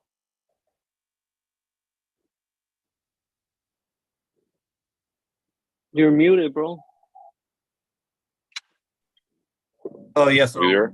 Can you type in the question so I can answer it as best and Yeah, detailed? so what is one piece of advice you would share with other men of color as they navigate higher education? Oh, yeah, I would just go back to the question before that. It's just reach out to all the different resources that you have. I would even create a spreadsheet, and I honestly, as a man of color, I rely a lot on those intersectionalities of whether I'm first gen, older student, reentry student, transfer student. One of the first things I did was touch base with the transfer center at my school and took a course. And that's kind of what led me to like other possibilities and other resources in the school and things that are maybe more a little bit difficult to find. And so I was able to figure out how to apply for research, how to do this and paid research and all these other kind of things. And just using people that I know. I also took up a job as working at Cal Central, and financial people that I worked with helped me a lot getting a lot of sort of information and how to navigate the system. So how to get more bang for my buck, and hustle economics 101 is definitely a lot of help. No, that definitely makes sense for sure. So we have a couple of more questions. Does anyone know about like retention rates and graduation rates and some of the disparities when it comes to the men of color in higher ed? That's just kind of a general question. I was curious about.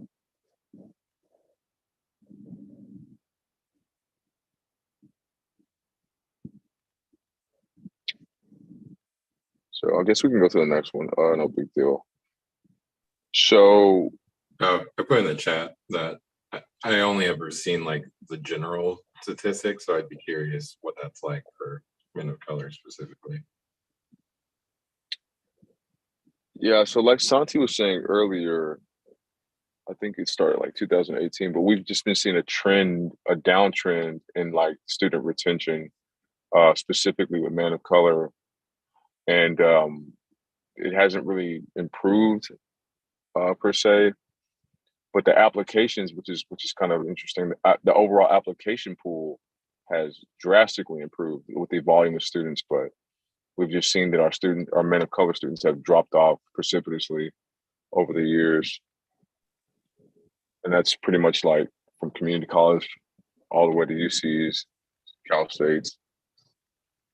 We just can't keep the numbers up, and like we said earlier, a lot of it had to do with like decisions of family, having to work, things like that. Oh, okay. So there wasn't like a lot in relation to like people going out and starting their own business or stuff like that. Just I think it's compounded with that, alternate ways of revenue. Maybe I don't need to go to school, tuition can cost a lot of money. I don't want to accumulate any debt. There's different ways of accumulating revenue. So I think that's a definite component. So what are ways you can take care of your mental and emotional health? You can direct that towards Miguel.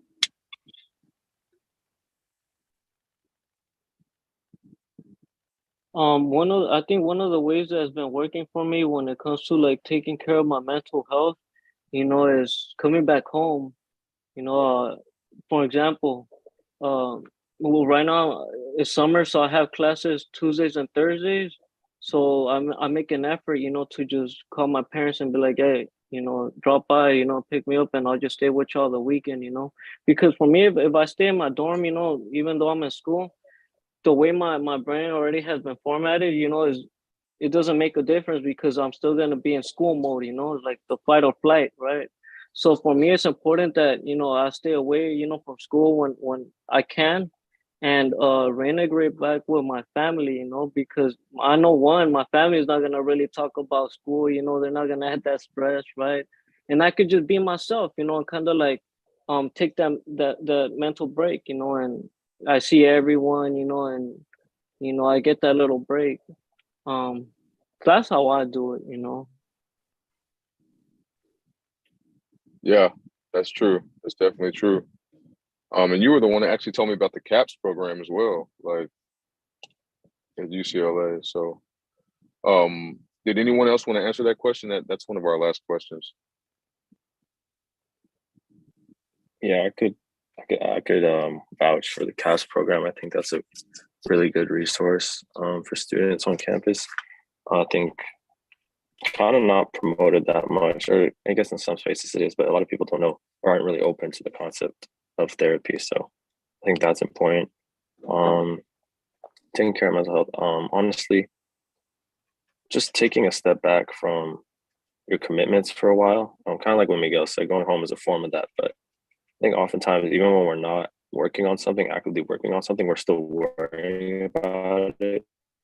So I think maybe in that space with like a student organization or exercising, or even just your sleep schedule is so important. Like just getting enough sleep. I think sleep, at least for me, goes a long way.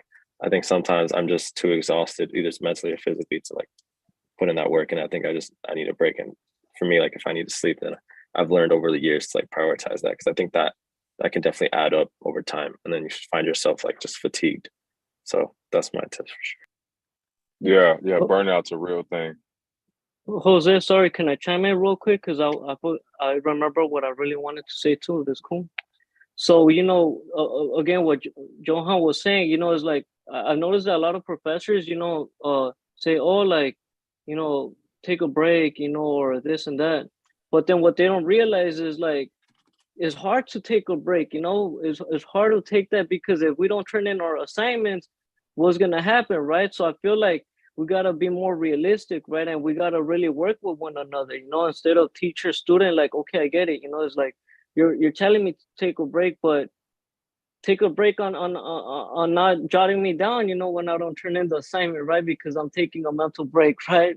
So I think that it has to be realistic, right? Because as students, I'm like, damn, I know you're saying like, you know, go easy, right? Go easy on myself, take a break. But then I'm like, but damn, you know, it's like I almost gotta beg for you, you know, to give me a homework extension, right? You know, for example, for me, I'm in gymnastic dancing, you know, I've almost neglected my tribe, you know, because of school. So it's like, can I get a special treatment, for instance, for my mental health if I could go back and go to my indigenous ceremonies, right? Without y'all jotting me down, or, you know, because I tell my tribe, I want to be with y'all, you know, I know that, you know, if I attend y'all indigenous ceremony, I'm gonna be full restore, right? To go back to school. But where's the compassion in that, you know? So that's what I wanted to say, that we gotta be, you know, having each other's back, you know, students and professors, you know, like y'all really gotta include that, you know, in your program, right? Like you have 2-3 days of mental health break, right? Like I'm not gonna assign homework, I'm gonna give it homework extension on y'all.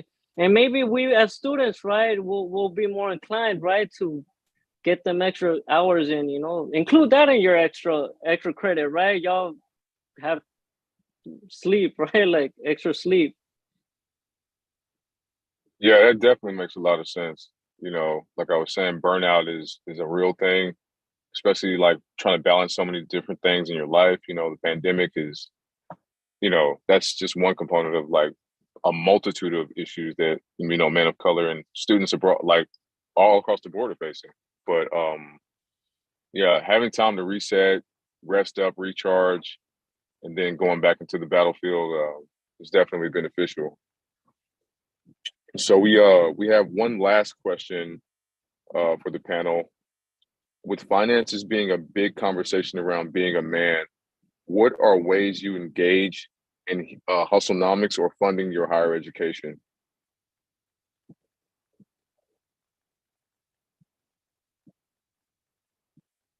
Anyone can go first, or I can just, you know, it can be Miguel or No, Williams Jose, back. because Jose, go for it, bro. Because I know that I did a lot.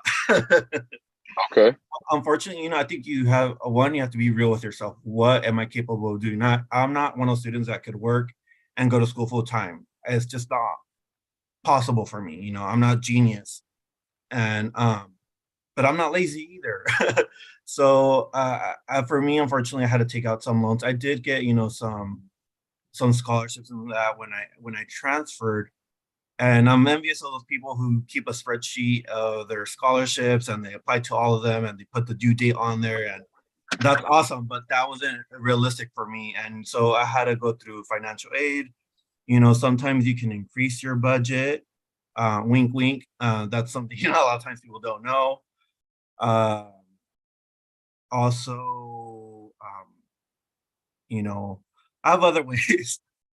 You guys can feel free. You guys can email. You can put my email if you guys want. And if you guys want like more detailed information, I'm glad to give it to you. But yeah, I'm not as scared of taking out some loans. Realistically, I took a poll in one of my classes to see how much debt students have, and the average was from 20 to 30, and that was kind of more realistic. But then there was some people that were like 50, 100. I'm like, there's no way I could do that. And I think you should be careful how much you take, how you use it, just managing and keeping and just being realistic with yourself. There's no shame if you can't work full time or part time and just to get your studies done. And I think you also have to be realistic with what major you're in. Can I pay that off? That's, you know, and those are conversations that you really need to have with yourself, with your financial advisor, and reach out to different people. I think that's something that I've done, you know, because different people are going to say different thing and people are going to offer different resources.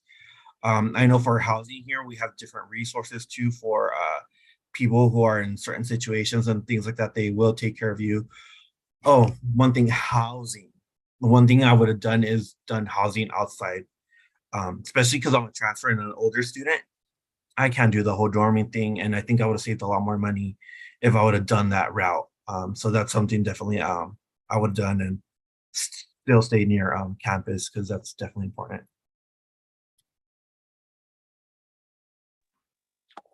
Yeah, housing's huge. It's one of the main things students worry about. And I've heard so many stories about dorms. I've yet to experience that, but there's definitely stories about them. And Miguel, you were about to chime in before Javier went? No, I kind of already did. So, Johan, it'd be cool if you tap into this question, because I know that you also graduated too. So I could use some game too. Yeah, I think Jose kind of spoke on the majority of it, but I think it's important to not be afraid to confront financial aid. It can kind of be like a maze sometimes, or you can get the runaround whether you're on the phone or like you're sending emails or whatever it is, but just not being afraid to speak with somebody. And if they're not receptive to what you're asking for, then speak to someone else. And then also just the tip on scholarship. Housing's big. Obviously, housing is big because unlike tuition, unlike like academic stuff, you can kind of have more like control over like how much your expenses are in housing. So I think if you can find like affordable housing in the area or like find a commute that works for you, that could save you a lot of money. And then lastly, just something on scholarships. I mean, it goes without being said, like if you can find like cash scholarships, like scholarships that are like directly to your name, versus ones that are sent to like the university that you have to report. You want to report like the least amount of scholarships as possible, right? So, if you can find like cash scholarships or things that like are more personal, then that can go a long way too, because then that won't affect the grants or the loans that the school issues you. So that's helpful.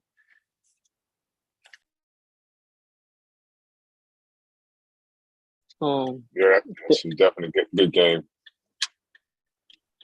As for me, thank you for sharing, Jose and Johan. Appreciate that. As for me, I've been blessed, just to take up game from those individuals that came before me and just applying, my natural hustler in me, So the way that I navigate, financial resources around the school is one, I know the school has money, you know what I'm saying? Like coming from the community that I come from, there wasn't a lot of money, and these were the moments that I've been praying for, and they messed up when they let me in the door, because I'm gonna get that bag, just for instance, one of the ways that I do it is when you come into a institution, like for instance like Berkeley or UCLA and stuff like that, you got to put yourself in that category, of an individual that has value, and I say that, that I have my value way before I even came into these schools, so I'm not going to allow the school to take up all the credit, I had that value before I came in here, and they saw the value in me. That's why they selected me, so that's kind of first what you got to do. Second of all, you got to tap into the financial aid. It's closed mouth don't get fed, and a lazy hustler don't get no bread, so knock at the door. These are the individuals, that they have your money. You know what I'm saying? Don't say you don't have my money. Like, for instance, I just had a situation, where I'm checking my financial aid and it went down, even if it's $500 down, right? I tell them, and this is why I use my mouthpiece, and I tell them, hey, like just last quarter, I came into this situation and y'all like gave me the extra 500, like what's up, like where's it at, So, is you gotta play the game, because they're gonna play you, if you let them, Third, apply to undergraduate research, you get paid, for instance, like the McNair scholars, I'm getting paid like 10 racks, for doing my research, right? Apply for jobs on campus. That's another way of taking out, the financial means of things, right? Advertise yourself too, what I mean by advertising yourself, let's say like if you're a student, right, like you're good at let's say like your major, right, whether you're a sociology, psychology, whatever type of major you are, right, and you're at this school, make a flyer for yourself and post it on your blog, and put yourself in a position of a tutor now, that's not illegal, you know what I'm saying? Like you're not raking in like money illegally, no, like this is legal work, right? And don't allow the school to milk you for everything that you have, because they have an agenda too, so use the name of UCLA or Berkeley, right? To promote yourself further, it's like name drop that, so you really gotta, again, it's the hustler in me, that I'm gonna turn nothing into something, and I'm gonna always, know my value, and when I know my value, I'm gonna promote that, because somebody's gonna pay for it, and again, it's the donors, that are looking at this. Hey, if any donors ever see this video, hey, come holler at me, and promote me, so I could get to the next level, But it just really tapping into the different resources at your school, I can't be here and be like, oh, like, for instance, like me personally, like, damn, I can't find an opportunity. No, where I came from, there was no opportunity, you know what I'm saying? But now I'm in a school where, man, slice the pie in half, I'm not asking for the whole pie, but I'm not asking for crumbs either, Hey, we're and for and Miguel, but it's tell him just, we need it back. pass the bag around, but yeah, that's how I do. But I know I'm gonna have to take out the loans, but if I don't have to do it on my undergraduate experience, and hey, like, I'm all for it, right? They're tapping into the Department of Rehabilitation. If y'all need help, tap in with me. If you're an undergraduate, if you struggle financially and stuff like that, they're gonna pay out to your masters, and I'm getting accepted into that, so I mean, there's just, there's more than one way to skin a cat, there's more than one way to get a bag, so that's what I gotta say, and I mean, look at us, right? Jose graduated, right? Johan graduated. So who do you think is gonna graduate next, right? You surround yourself with the people that you want to be, like, right? And that's where I'm at. I'm in the right spot now. Appreciate it. That's right, brother. That's a wealth of information right there. Get to the bag. That's what it's all about, And there's, like you said, there's a multitude of resources, and you just sometimes you gotta dig, So, Aaron, is there anything else that you had? Any more questions, or should we transition?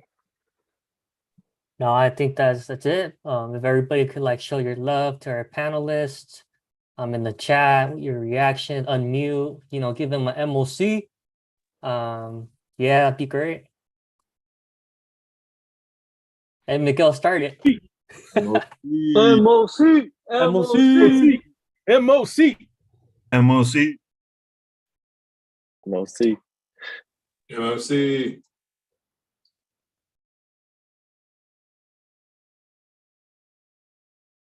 All right. And also wanted to shout out to William. He left work early to be here. But unfortunately, like, tough technical difficulties, as we all know as students in the pandemic, they happen all the time. So just want to acknowledge his presence here. And yeah, so thank you all again to the panelists. And so we'll be transitioning to the closing remarks and the raffle. If Javier, you could put the slides on. Yeah, let me find them really quickly.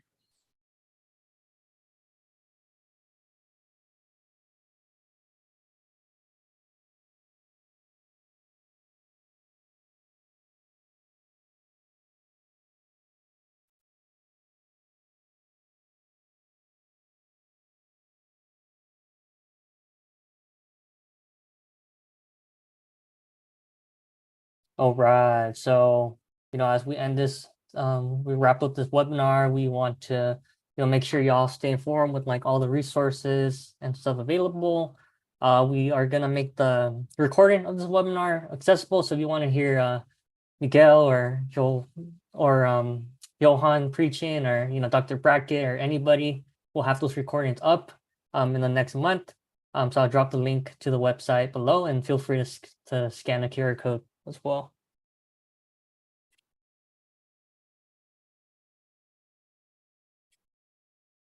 And then, of course, we want y'all to stay connected. We want to share keep sharing space with each other, networking, sharing all these resources, scholarships. So we advise y'all to join our group meeting. Feel free to scan a QR code, and also try to drop the link in the chat right now as well. And yeah, we'll be sharing resources throughout the year through that group meeting.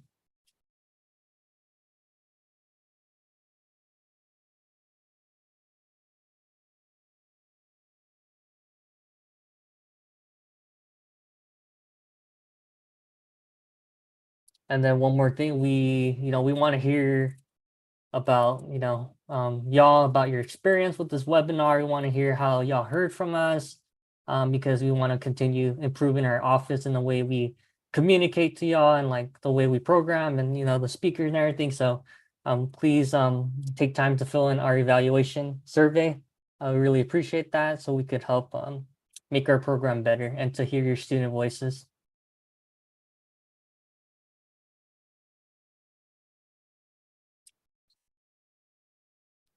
So those are a few links, and I'm gonna pass it on to Javier to help out with the raffle. Okay, everyone. So for everybody who stayed, thank you for being here, because now you're gonna have a chance to, get some free stuff. So yeah, I'm gonna quickly just open the page that has like your list of names. So to see like who wins a raffle, just give me like 1 second. I'm gonna stop sharing really quickly so I could go to like the page. Okay.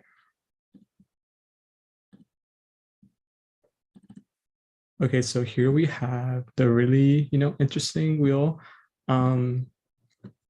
So people like might have left. So if you see like their name and they're not here, then unfortunately they won't get the prize, and then we'll just like move on. But yeah, we have like all your names here. So thank you. And now we're gonna see who gets the first prize. And the prizes do get better over time. So just like stay tuned. So let's go with the first one.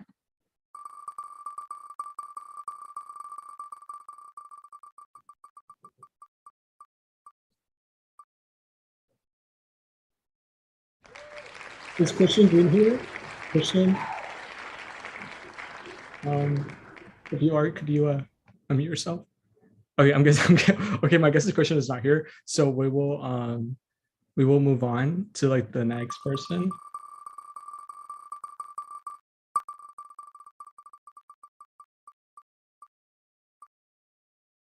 Okay, Lisa, are you here? No. Are you? Hello? Yeah, I think they are. Oh, they are? Yeah, I see their name in here, but I don't know if they're like present. Musa, are you here? Can you give us a message in the chat or anything?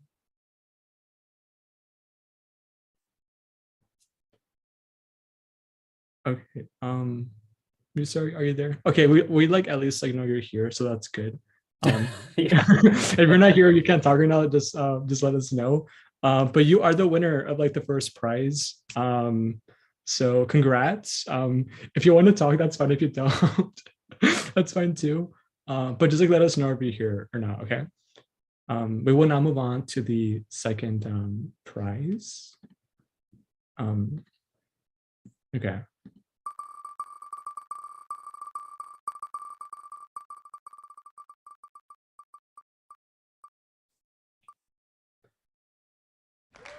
Okay, Dorsa, are you here?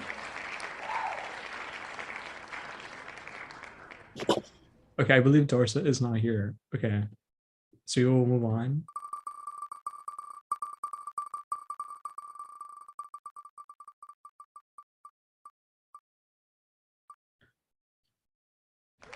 Edwin, are you here?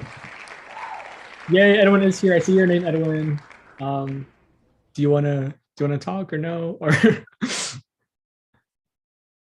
no? Okay. Okay, so yeah, so you, Edwin, you as well will be receiving a gift. I believe that is a correct. Is that correct, Santi, or is there one more? Are you there? Yeah, I'm here. Oh, you're just so used to like people not responding now that you're just like you're questioning whether I'm here or not. Okay. No, for real though. No, They call. No, I'm not here. After all.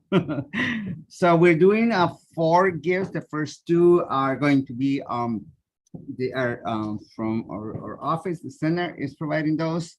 But I also wanted to provide something just because it's one community I love so much, and it has not only, of course, given me so much in terms of just as a community and of learning about ourselves and learning about myself, but it has also provided some amazing folks that I think of them of more than just members of this community. I think of them as my friends, as my circle of support. Including the bestie that just showed up at at the very end of the webinar, Beto. He told us in the morning BRB, but he wasn't right back.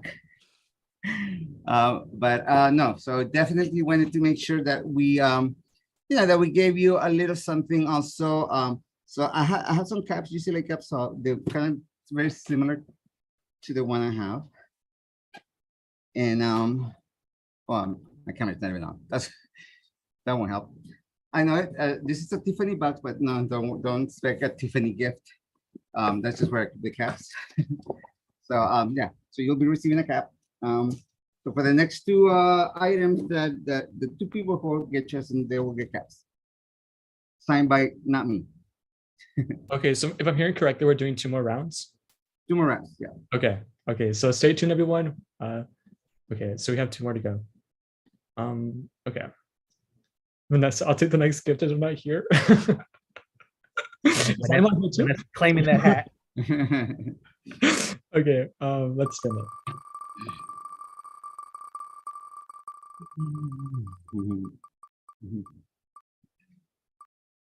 Okay, William Benson, are you here? I think you're a panelist. What was that? William was on the panel. Okay, do we put it or no? No, William will get you something better. Okay. We'll get you a degree. Wow. What a jerk off. I mean, you are. Okay, Nyla. I believe Nyla is not here. Okay. Okay, this is just increasing your odds of, Yeah. Put my name on there. We'll be here by 10 p.m. We will have at least one winner. I'm dead. Okay, so Juan Vargas, are you here? Yep. Juan yeah. Okay, Juan is here. Okay. No, he's not. No, Yeah? I'm just playing. Yes, I'm right here. I'm right here. I'm just playing. I was like, we're both. It was a test. It was a test, Oh, I've been listening the whole time. I'm right here with you guys. Let's go. He was like, I'm gonna drop the link on the chat that you should be so you can enter the information that you so that we can get you the gift. Okay. Okay. So now we have the next or last person. Should I wait 5 minutes? I'm just kidding. Okay, let's just last one. Oh, I saw my name on there. You just added that, Aaron. Okay, Kirsten. Oh, okay, no, Kirsten. Okay. You think you're slick, Aaron? Nah, I just saw it. I'm like, oh my God, my name's actually on there. Okay, Rashawn, are you here? Rashawn, not here. Damn, okay.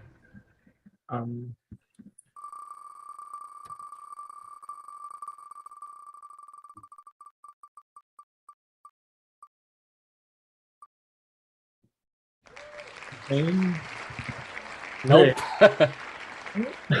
Yeah, I think we started. We were until like 10 p.m.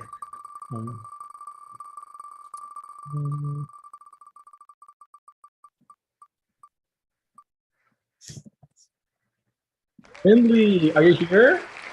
Okay, yes, I see your name, Finley. Okay, Finley, you're our last winner. Dang, they're both in my group. Let's go. Damn, it's like the Aaron. Aaron has just to take MOC for everything. Yeah. MOC, toxic MOC. Hey, I demand a recount. Okay, so for all the winners, you will be receiving a link just to get you signed up and everything.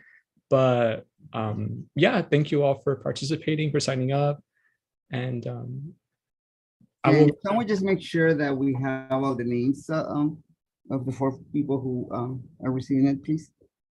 Okay. Thank you.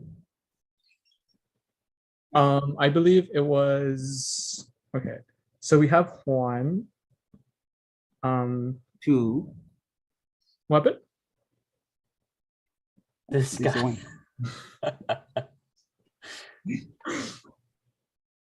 You're too much, Santi. At 3 p.m. Yeah, on a Friday. Okay. I mean I was keeping track, but I kind of wasn't. Okay, so Edwin Sedion. Okay. Sedion. And then who else? Do you mind sharing some names? Okay, Musa. Okay, yes, Musa. Yeah, Juan Vargas, Vasquez, and then the last one, which was Fini? Yeah. Okay. Wait, what was that? Colin, did you say that your name was not up there? Yeah, I don't see my name. If this is how it's going to be counted, Yeah, I'd like to know. I think Aaron took it out. Okay. Don't worry, Colin. Just go ahead and I'll put I'll send you my information. So I'll contact you. Okay, so to confirm, we have Juan, Edwin, Musa, and Finley, correct? Yeah. Okay. Yeah. Okay, sounds good. So and I provided them with the links, so they all should receive a link. all right, thank you. So before we end, I did like create like a doc. Let me share it through like the link where you all have like different resources that you can access. Okay, let me find the sheet. I have like so many tabs. Like I have like more tabs on like the other like I have like two windows open. But let me find it really quickly. We're gonna start trading tabs. Yeah, it's like it's stuff out here. Okay. Okay, I found it. So this is like a list of like some resources I found that you can like use to just like look at like resources that relate to like being a man of color or a person of color. I did try to keep it like very like oriented towards this demographics. So we have like the Men of Color Action Network, which is like a group that advocates for community college students. I believe one of our guests today like is part of this, and then we have the Alliance for Boys and Men of Color. So it's a national organization. That just helps with different opportunities. And then I found this one that I thought was really cool. So like if you're like an entrepreneur or like are just interested in like entrepreneurship, this guide here offered by Mark Bioragel, who's a librarian at Cal Poly, has shared different resources on like how to get money, like if you're trying to like create like a business, like how to get funding for that, articles that relate to like entrepreneurship, etc., like how to network. And then there's like this side called Mentors of Color, where you could be like a mentee or a mentor. And then the educator as like another one where they just once again they have like they try to like mobilize students. They have like a newsletter that you can like take part in. They also have like articles and like a list of books you can read too. And then lastly, this is like more applicable towards like grad students, but I think it's like worth looking into, like if you're considering like law school, just like know that there's like a whole project delegated to just like having like that mentorship for like men of color and like that guidance. But they do have like podcasts, articles, and videos that you can like check out on their site as well. So feel free to like check out this link to just like look at these resources when you have time. And yeah, I think on my end that is it. I think Santi mentioned that he wants to share a slide as well. So it's all to you, Santi. All right, thank you, and thank you, Javier, for putting that together. Thank you to all of you for just just providing your voices, your presence, even if your presence was behind the camera, and didn't know for sure you were there or not. The fact that you sign on, that you're looking into what's next for you. The fact that you have made a commitment just to yourself. I think that's an important step. In ensuring that you continue to move forward, ensuring that you continue to do the work that requires for you to be not the best, but the best version of yourself. I think that's amazing, and I think, of course, that's commendable, particularly when this world continues to tell us in so many different ways that we're not worth it, that we're not valuable, that we don't belong here or there. I think ensuring that you assert your presence is important. You know, that's the first step. But you know, we also believe in bringing along those who are around us as well. We don't want to just be all about ourselves. And I think to that end, I wanted to just share a couple of just thoughts and ideas about maybe where we can head after today. So let me do that. Yeah.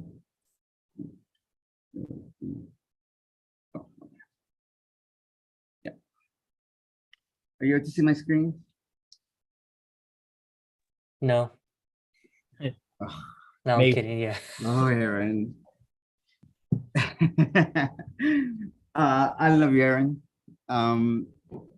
What's I gonna say? Oh yeah, so here just some ideas that not necessarily what we must, but I think I just wanted to just have us have some agency, right? I mean, I think for too long we have been keep on saying that, you know, things are not as they should be, right?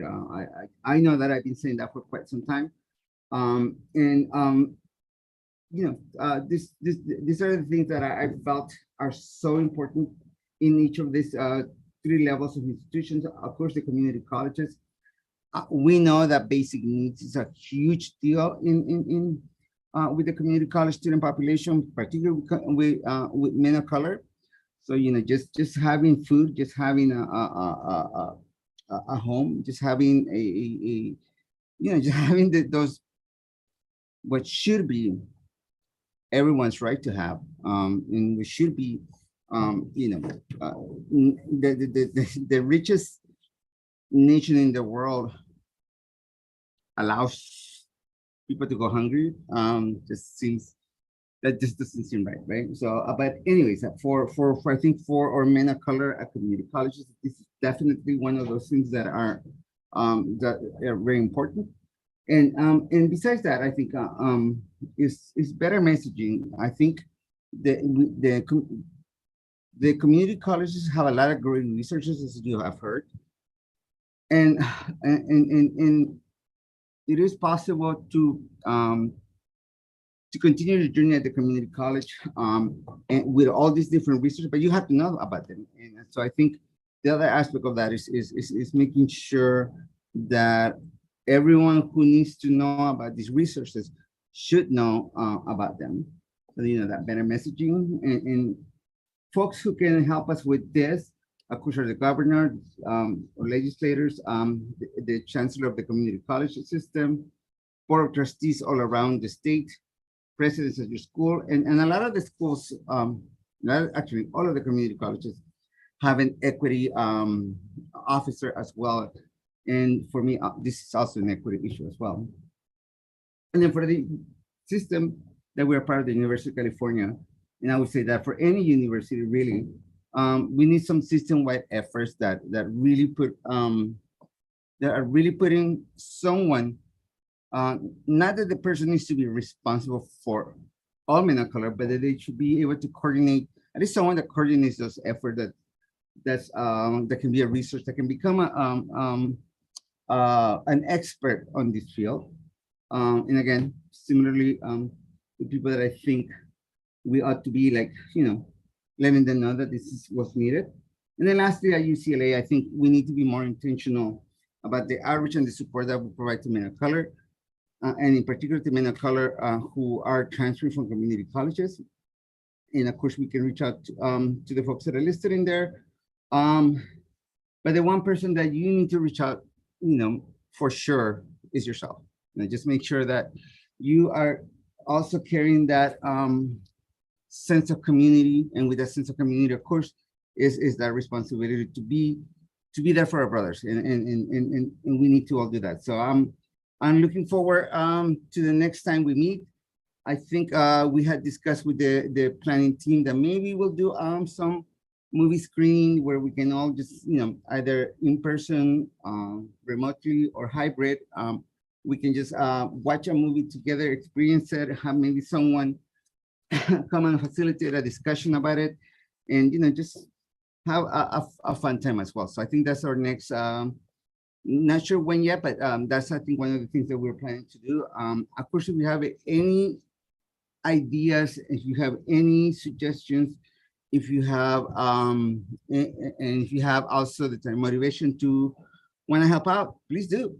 We definitely want to make sure that we are hearing your voices and that we are doing things that are going to make you not only successful in terms of obtaining a degree, that's important, but also in obtaining a quality experience where you are obtaining the degree, because I think that's also important as well.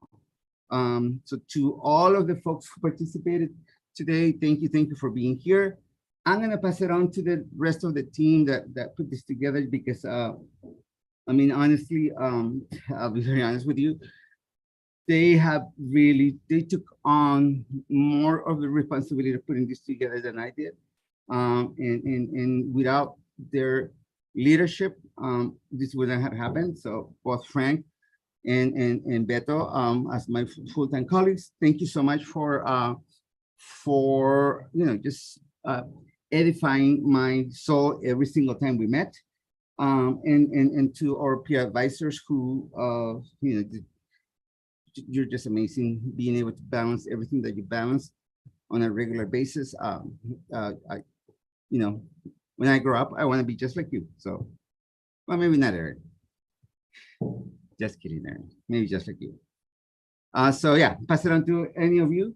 Thank you, and enjoy the rest of the what's left of your Friday.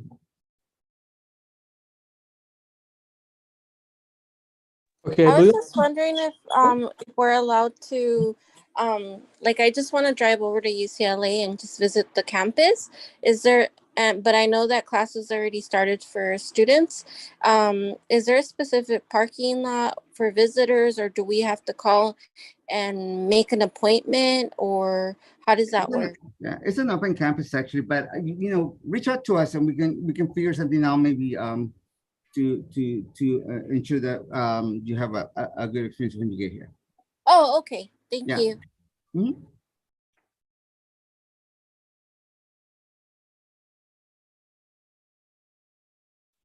All right, Frank. All right, I'm next. All right. So I just wanted to say thank you all for being here. It was a long day, but we had a lot of great speakers. So shout out to the speakers, panelists, especially to you who took the time to register for this event and show up and, be present, like participate in the activities, whether it was the man box or whether it was doing the meditation with Mike. Thank you once again. If you haven't filled out the application to be a CCP scholar, we're still accepting applications, so please do that as soon as possible. Yeah, once again, thank you, and I'm gonna popcorn it to anybody else who wants to say a few words from the committee. Yeah, I can say a few words. All I can say is we showed y'all the data, very low enrollment rates, and just want to point out that, y'all are here, like in the space. You took the whole day to be here. You're enrolled in community college, or you're going to, and y'all are already like transcending those numbers. So that's all I want to say. Like, thank you all for sharing your time and space with us. And MOC.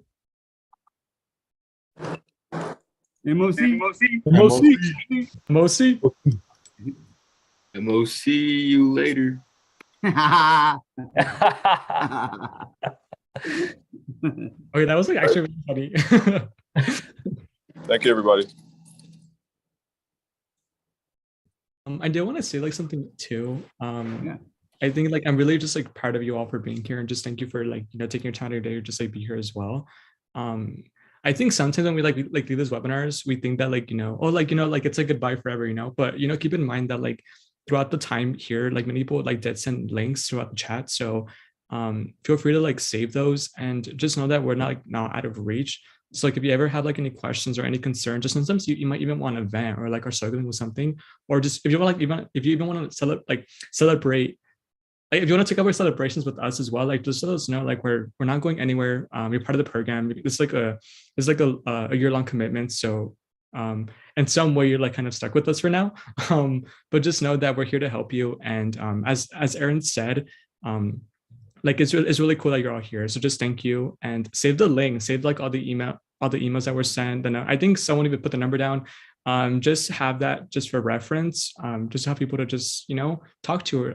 Just know that these people are also your support system. So don't forget that. And yeah, I feel like even as a like man of color as well, I feel like there's a lot that was talked about today that I didn't really know either. So I think even although like I was in the committee, I was like learning from you all, and I think you sharing and being very like interactive and cooperative with like this with like the chat or like just talking. I think it was like really eye-opening for me as well. So thank you all for like sharing your stories and being vulnerable with us, and just confiding in us to like just share your stories too. So thank you all, and we really appreciate it. So thank you.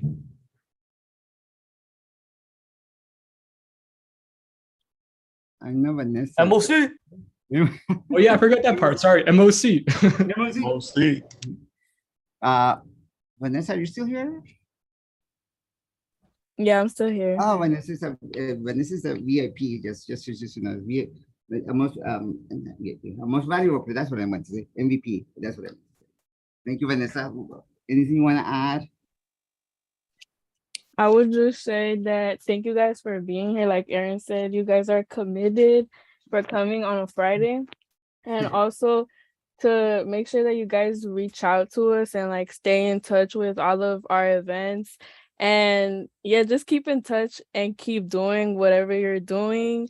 I have a younger brother and I have a younger sister, so I'm currently like seeing my younger brother like developing and growing older. He's in high school right now, and currently he's not like really big on education, and he's also a man of color. But I just want to like encourage you guys to just keep going. And yeah, thank you guys. I did want to say something really quick, just to echo my colleagues. I just want to thank everybody for their dedication and showing up and staying diligent in the pursuit of their academic journey. We're here for you. We support you. We're facilitators of information, whatever you may need. If it's PIQ, essay, reviews, anything like that, whatever it is we can do to help you achieve your goals, short term and long term, we're here. So. Now I want to say thank you to you, Tristan. You just, throughout the whole year, just, you had some patience because, wow, just to work with me requires a lot of patience. Tristan, you're just, just know that I appreciate you so much, and not only because of the work that you do, but just because of who you are. And thank you so much for that. And then Boro and Beth are here. I mean, I want to thank everybody for coming and sharing this space with me and sharing it with everyone else. And I'm really happy to see everyone here and hope that we can continue to support you. And shout out to everybody else on the planning committee, because they did way more than me. So I don't even want to try and take credit for being on the committee at this point. So thank you all, and thank you to the planning committee too.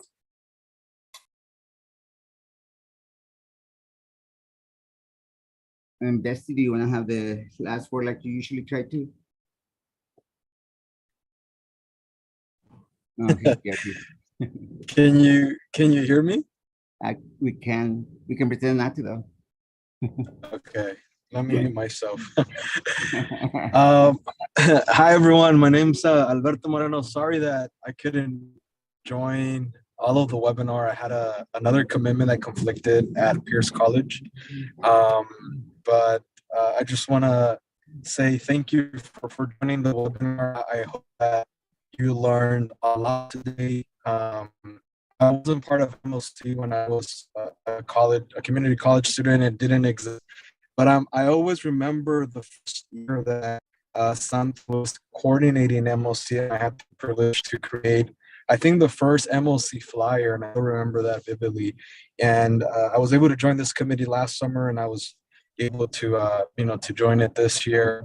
And I just hope that you gained a lot from this webinar, that you learned, as Ariel once put it, that you learned ways to unlearn toxic form of masculinity. And I'm hoping that you learn a lot through the man box discussions that you had at the beginning of the webinar.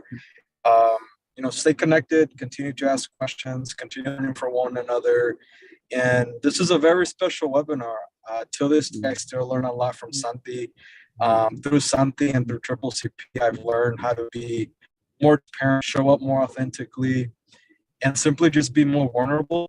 And they have challenged, including Santi, what it means to be a man, and challenge patriarchal norms and misogyny. And Santi always called me out, even on emails.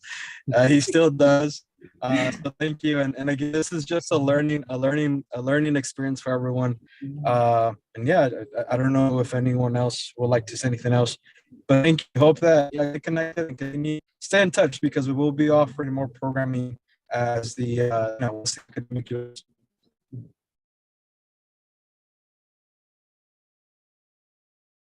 Can have Beto's autograph. His special guest appearance at the end, Yeah. This is the after the credits type of appearance. Superhero. Hey, everyone always stays for the post-credit scene. Not everyone. Majority. We just find it in YouTube.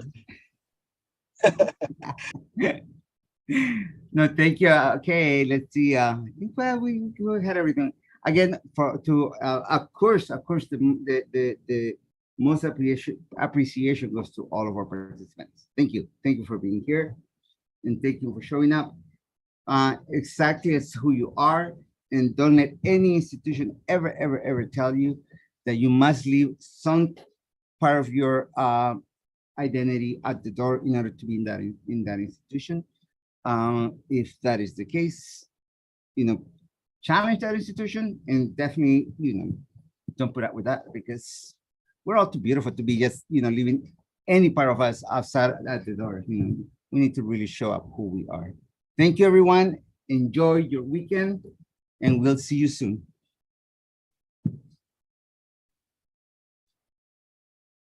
Bye. Thank you. Bye. MOC. Thank you, guys. Appreciate you guys. Thank you. Much love. See y'all soon. Thank you all for setting this up. Thanks for coming through to help us. We save you one of the sandwiches. I'm just kidding. Yeah, I'll take you up on that.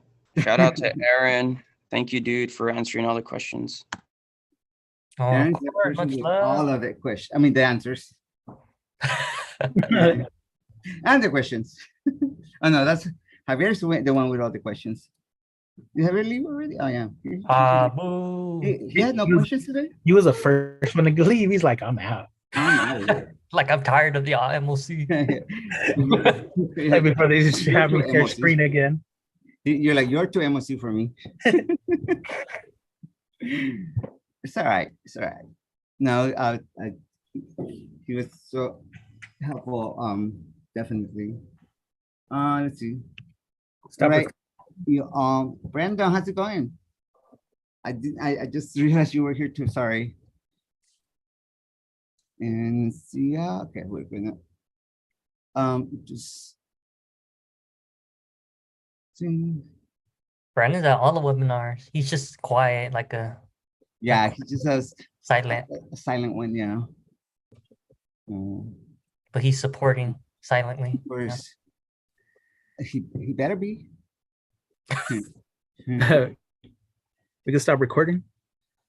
What was that? The YouTube. Oh yeah. Is that me?